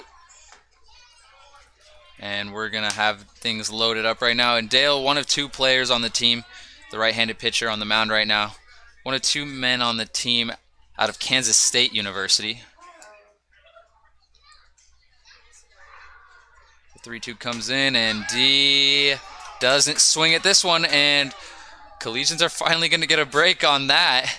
And they're going to call that ball 4, and D's going to finally get on base. And that happened to Sean D the last time he was up, where he was unsure if he'd swung or not, unsure if he was even in the strike zone. They called it strike 3. He struck out. Now he finds himself at first, and A.J. Rucco is going to come up now. 3 innings left. Collegians got to slowly start to chip into this 8-0 deficit. Runner on first, that's Sean D, and Rucco's going to send this one up into shallow short. And on the grab is Caden Hogan. So out 2, still 1 runner on.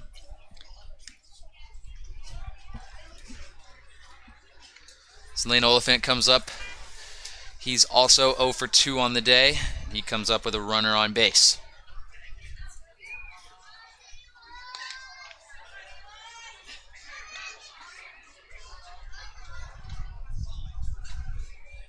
First pitch.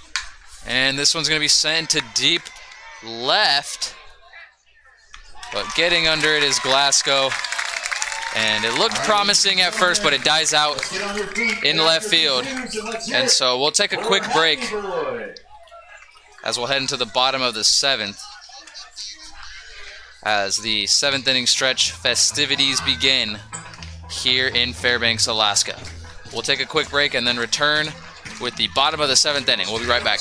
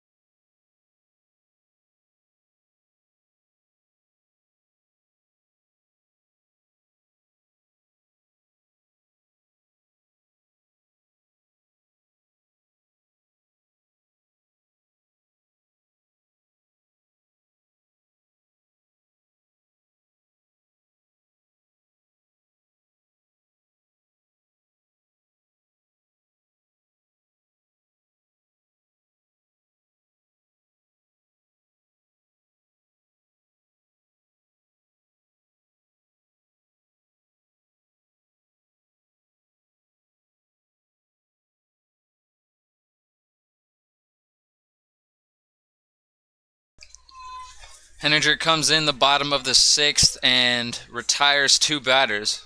And he remains on the mound for the bottom of the 7th. This first pitch is high and inside and nearly hits the head of the batter Marco Piricello. Piricello out of Rockland, California, and Fresno State University. As the 1-0 approaches, and this fastball is going to be hit to Ackerman at third, and the throw to first is going to be in time for out number 1.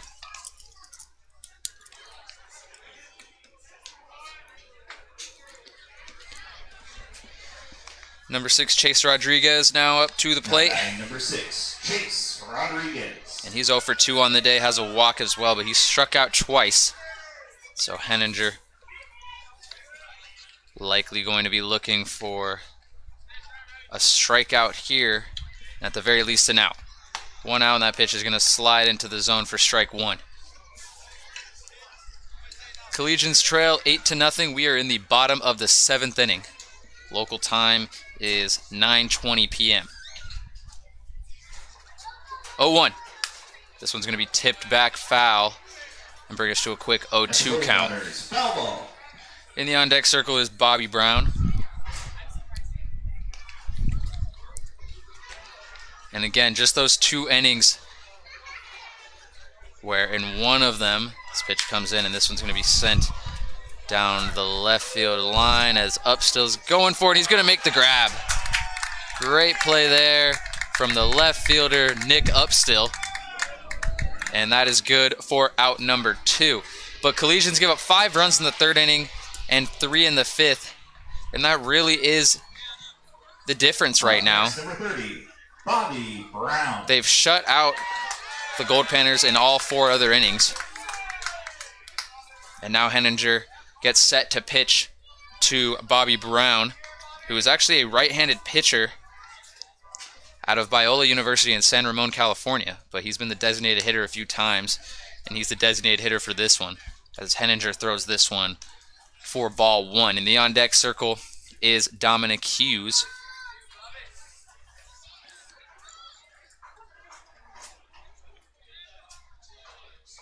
And Brown has been on base all 3 times, as a pair of walks and a base hit, as this one's going to miss high and outside for ball 2.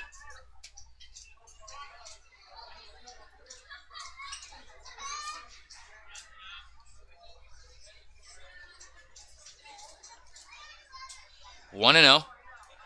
Into his windup, Henninger goes, and that one's going to go low. And that's going to bring us to 3-0. That was a 2-0 pitch, excuse me. It's 3-0 right now. Henninger finds himself behind, but no runners on. And 2 outs, bottom of the 7th inning. Into his windup he goes, and that one's going to go high. So 4-pitch walk to Bobby Brown, and that's Bobby Brown's 3rd walk of the day. Now batting number 1, Dominic Hughes. And Hughes comes up now.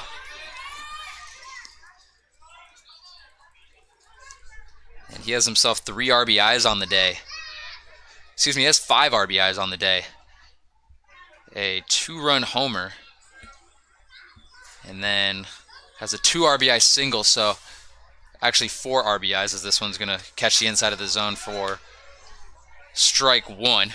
So Hughes having himself a good day so far. This is his 4th time up to the plate, and he comes up with a runner on. That's Bobby Brown on first base. The 0-1 pitch, quick windup, and that one's going to be outside, ball 1.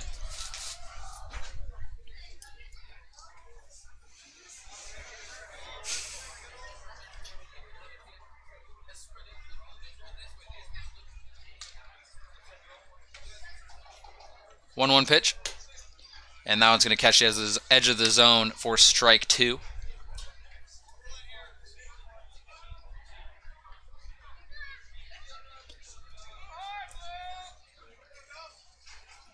Just past 9:20 right now. The temperature is currently 66 degrees, so a cooler night than we've had in the past. As a swing and a miss, strike 3, and Henninger, 4 batters up, 3 down. He strikes out Hughes for out number 3. We're going to head into the top of the the bottom of the 8th inning. Number 503388. Excuse me, we'll head into the top of the 8th inning with the Goldpanners Pick up your winnings. back on the mound. We'll be right back from Fairbanks.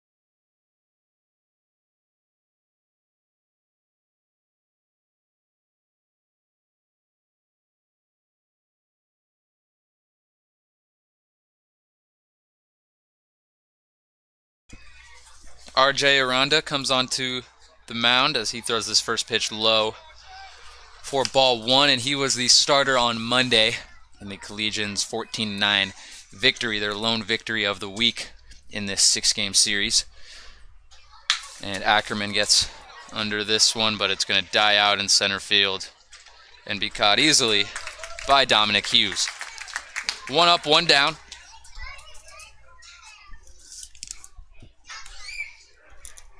And Garrett Fisher comes up, and he's 0 for 2 on the day. And this is only the 3rd time the Collegians are going to be getting through the order. Number 5, Garrett Fisher. And normally you see them getting through 4 or 5 times. And it always makes it difficult when we're doing the scoreboard, especially in a game we had a few weeks ago. So this one is swing and a miss for strike 1 against Thunder Academy, where the Collegians won in dominant fashion 33-2. And we were doing the scorebook and having to tape other things on there. This one's going to be grounded to second. Fisher's going to try and beat the throw, and he cannot. So 2 up, 2 down for Aranda on the mound.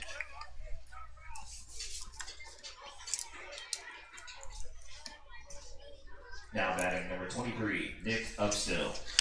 Nick Upstill comes up, and he's 2 for 3 on the day.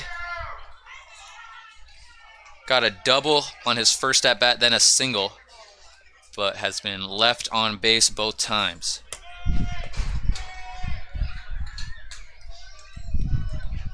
Aranda with 2 outs, and he finds the strike zone for an 0-1.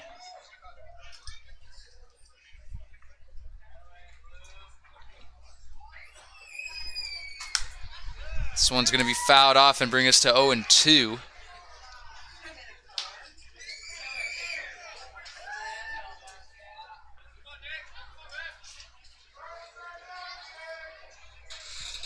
The 0-2, that one's going to go low and outside for ball 1.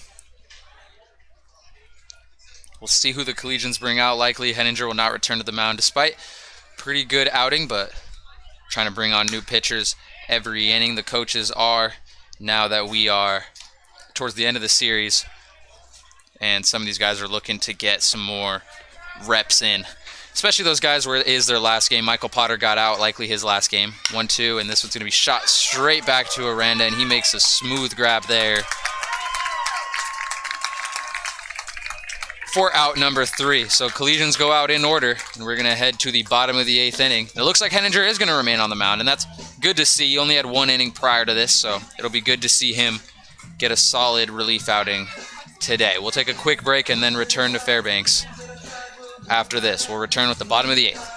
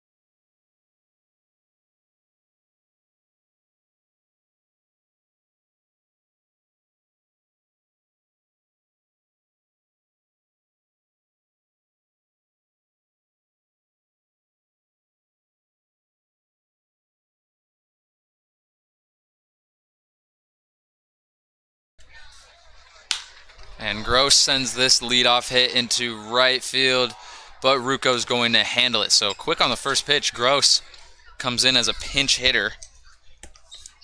Another player out of UNC, Greeley, and he sends one into right field for a quick out number 1, and Henninger preps for Luke Glasgow.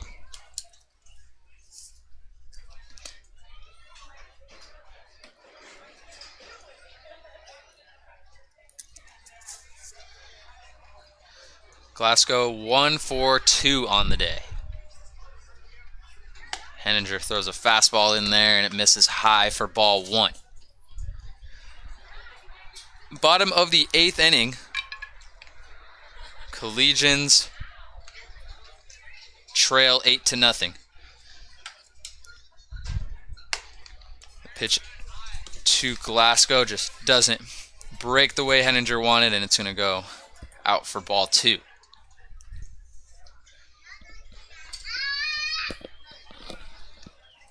Two out. Swing and a miss. Strike 1.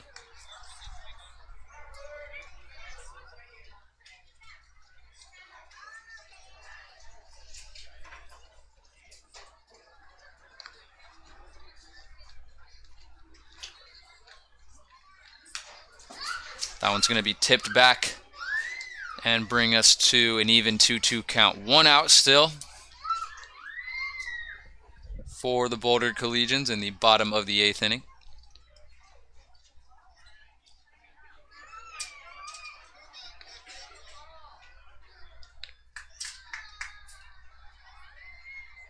Two. And that one's going to catch the bottom corner of the zone. Strike 3. Hey, man, something about that ump when he calls strikeouts, just that'll get anyone hyped up, and that surely got Boulder hyped up as Henninger gets another strikeout. And that brings us to 2 outs. This pitch comes in, and that one's going to go low and outside. This is now Robert Matei.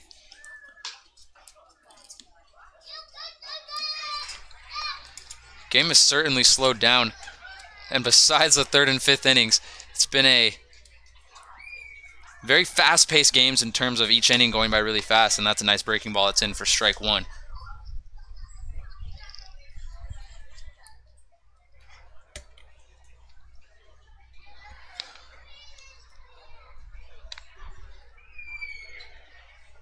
One with 2 outs. Slow swing there from Matei, but it's going to be good for strike 2.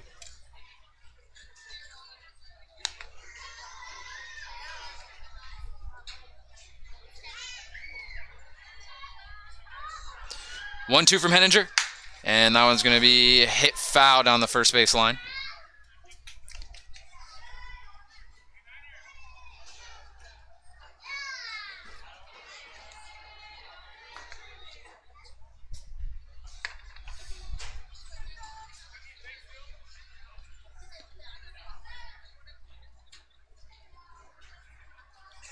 The 1-2 to Matei.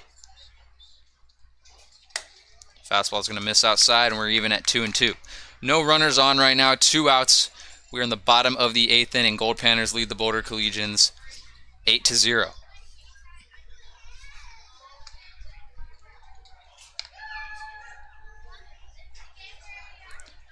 Two, and that one's going to be hit to third. Ackerman gets it, and they're going to miss the tag at first. And Ackerman with a great play there to grab it, spin around his body, and throw it to Sean D. Throw a little bit high to D at first. D comes down, tries to get the tag, but it's not going to make it. And so Matei's going to get on with an infield single. Now batting, number 18, Ryan Pierce. And Pierce comes up. He got a 2-out single on his last at-bat.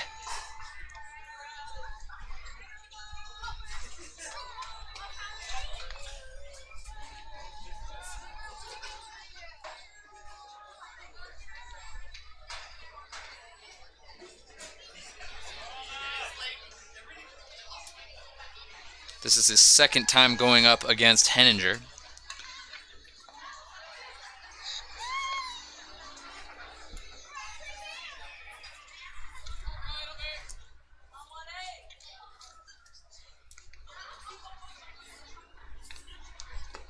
And now it's going to go low for ball 1. 2 outs, 1 runner on. That's Robert Matei on first base.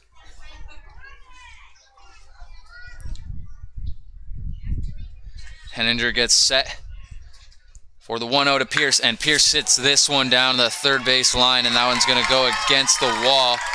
Up still gathers it. He makes the throw into third, and that's going to be a 2-out double for Ryan Pierce.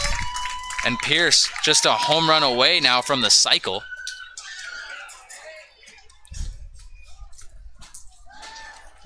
So he has a triple, a double, a triple, a single, and now a double under his belt on the day. Number 28, Blake Fitzgerald. And that's going to help Matei advance to third base.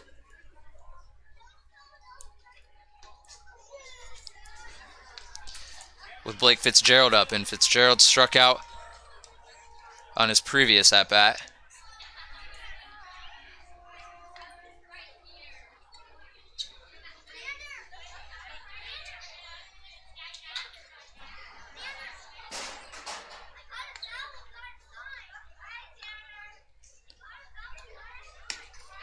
And that one's going to catch the bottom corner of the zone for strike 1. Fitzgerald comes up now. 2 runners in scoring position. Runners on second and third in the bottom of the 8th inning. 2 outs.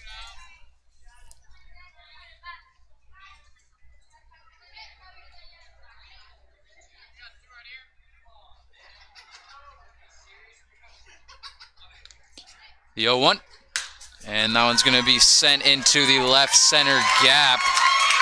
1 run's going to score. And Fitzgerald's going to get a 2-out RBI single to make this a 9-0 ball game.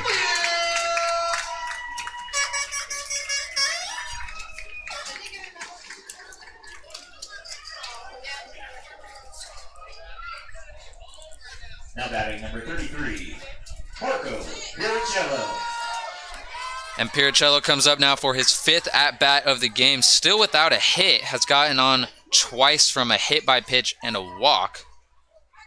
Did hit a home run in the first game today, as this one's going to be high and inside for ball 1. Runners on the corners now. That's Ryan Pierce at third, who got on base from a double. And Blake Fitzgerald, who just got on from a 2-out RBI single. 1-0.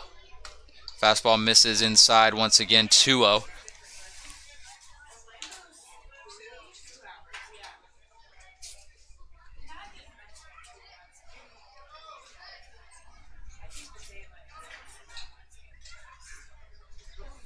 The 2-0 pitch. And that one's going to drop in for strike 1. This is the last game of a 6-game series between the Goldpanners and the Collegians. Goldpanners currently lead the series 4-1 and are up 8-0 in this one. This 2-1 pitch misses outside for 3-1.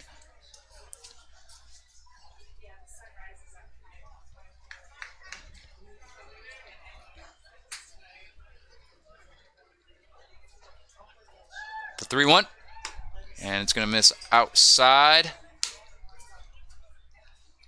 Maybe that was a 2-1. Judging on Piricello staying in the batter's box, so we'll go for one more. 3-1 pitch, runners on the corners. Goldpanners lead 9-0 in the bottom of the 8th inning. The 3-2, and that one's going to be shot foul. Nearly hits the first base coach for Alaska.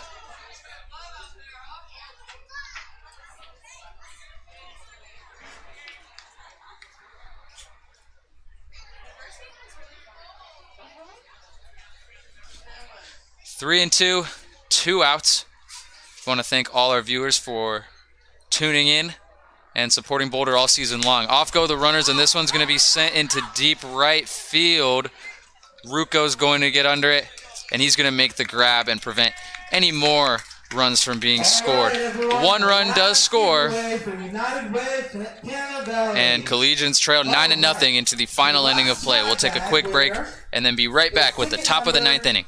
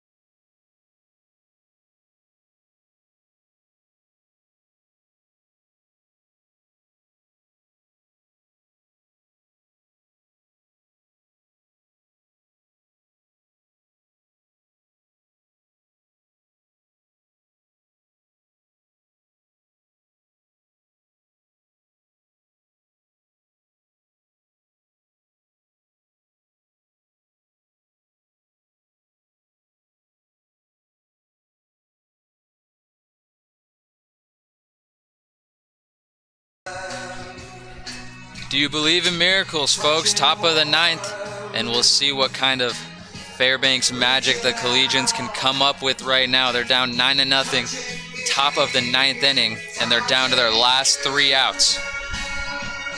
We are at the bottom of the order right now, or excuse me, we're towards the top of the order with Ryan Vogel up, and Vogel is 2 for 3 on the day with a pair of base hits. Now batting number 1, Ryan Vogel. And Hector Garcia comes in for the 3rd time this week, and he's going to try and get the save for the Goldpanners. Into his windup, and that one's going to go high for ball 1. In the on-deck circle is Jackson Chatterton with John Gazdar in the hole. This is Vogel, the center fielder, and such a talented center fielder all season long, able to track down pretty much everything thrown his way as he sends this one up into the shortstop, and it's going to be grabbed for out number 1. And that is Carson Gross on the grab. Now batting number 4, Jackson Chatterton. And Chatterton comes up. He's 0 for 3 on the day. Left-handed hitter out of Bradley University. Grew up in Dunlap, Illinois, in the Peoria, Illinois area. So takes this first one for strike 1.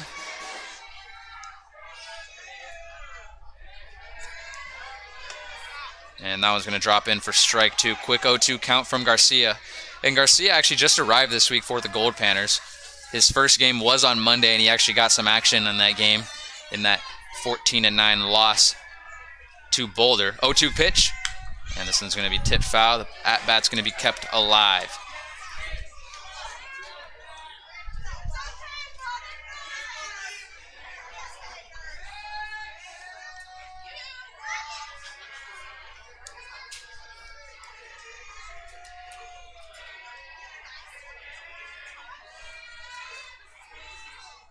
The 0-2. Fouled off again. And no matter how many times you remind yourself that there's that backstop right there, it still can freak out some fans, and there's some fans right behind home plate there that are still in shock whenever those balls are shot straight back at them for foul balls. The 0-2 comes in. Reaching at this one is Chatterton. He fouls off 3 in a row. I want to thank all of you that are still on the call right now and supporting your Boulder Collegians. They're down to their last 2 outs here in Fairbanks, Alaska. The 0-2 from Garcia. And Chatterton's going to reach at this one. It's going to be sent into shallow left, and coming in to make the grab is Carson Gross for out 2.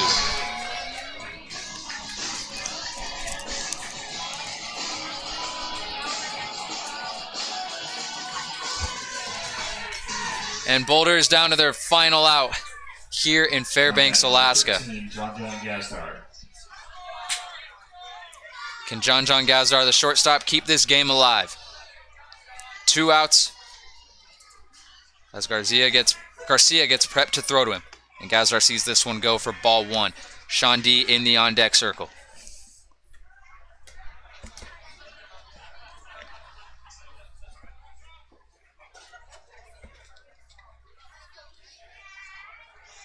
One out. That one's going to go right into the zone for strike 1. Even 1-1 count. Gazdar over 3 on the day, looking for his first time on base.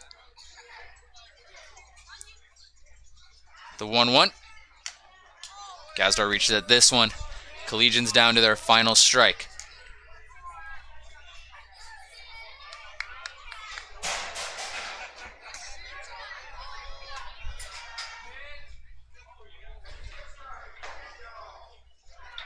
The 1-2, swing and a miss, strike 3, and that retires the side, and that ends game number 6. 9-0. Goldpanners escape with a 9-0 win this week. And they hold the Collegians scoreless in the final game of this 6-game series. I'm glad we were able to get both games in today to make up for last night. We were able to get all 6 games in this week. Alaska wins the series 5-1. Collegians win game 1 14-9, and then Goldpanners win 5 straight. It's been a great time up here in Fairbanks, Alaska. The team will head out this evening and make their way back home. For everyone that is listening, that was a parent of someone where this was their last summer ball game, we want to thank you for listening in with us and making us a part of your day every Boulder Collegians game day. We hope we could help show your kid to the world and help you guys stay connected and watch your kids play from wherever you guys may be watching. We want to thank you guys for your support all season long. For those of you that will still be watching in the coming weeks, we will head to Wichita, Kansas on August 4th for the first game of the NBC tournament. We'll also have a pair of games this week and a game on Saturday. And we are looking to live stream those as well, but keep updated on our Facebook and Twitter page at Boco Collegians on both of those platforms for constant social media updates. We want to thank you guys again for listening with us and being patient with us. We're on a hot spot out here, and it stayed good for most of the trip, but a few times on Monday and earlier today in game 1, it got a little choppy and spotted out. And so we want to thank you guys for being patient, and we are glad that we could get game number 2 streamed to you guys very well, and it was smooth throughout. So I want to thank you guys for being patient and staying and viewing and listening to me all week long. As for me and everyone else at the Boulder Collegians, I'm Devin Marquez, the voice of the Collegians this season. We want to wish you guys a safe night and a great rest of your weekend. Have a good one.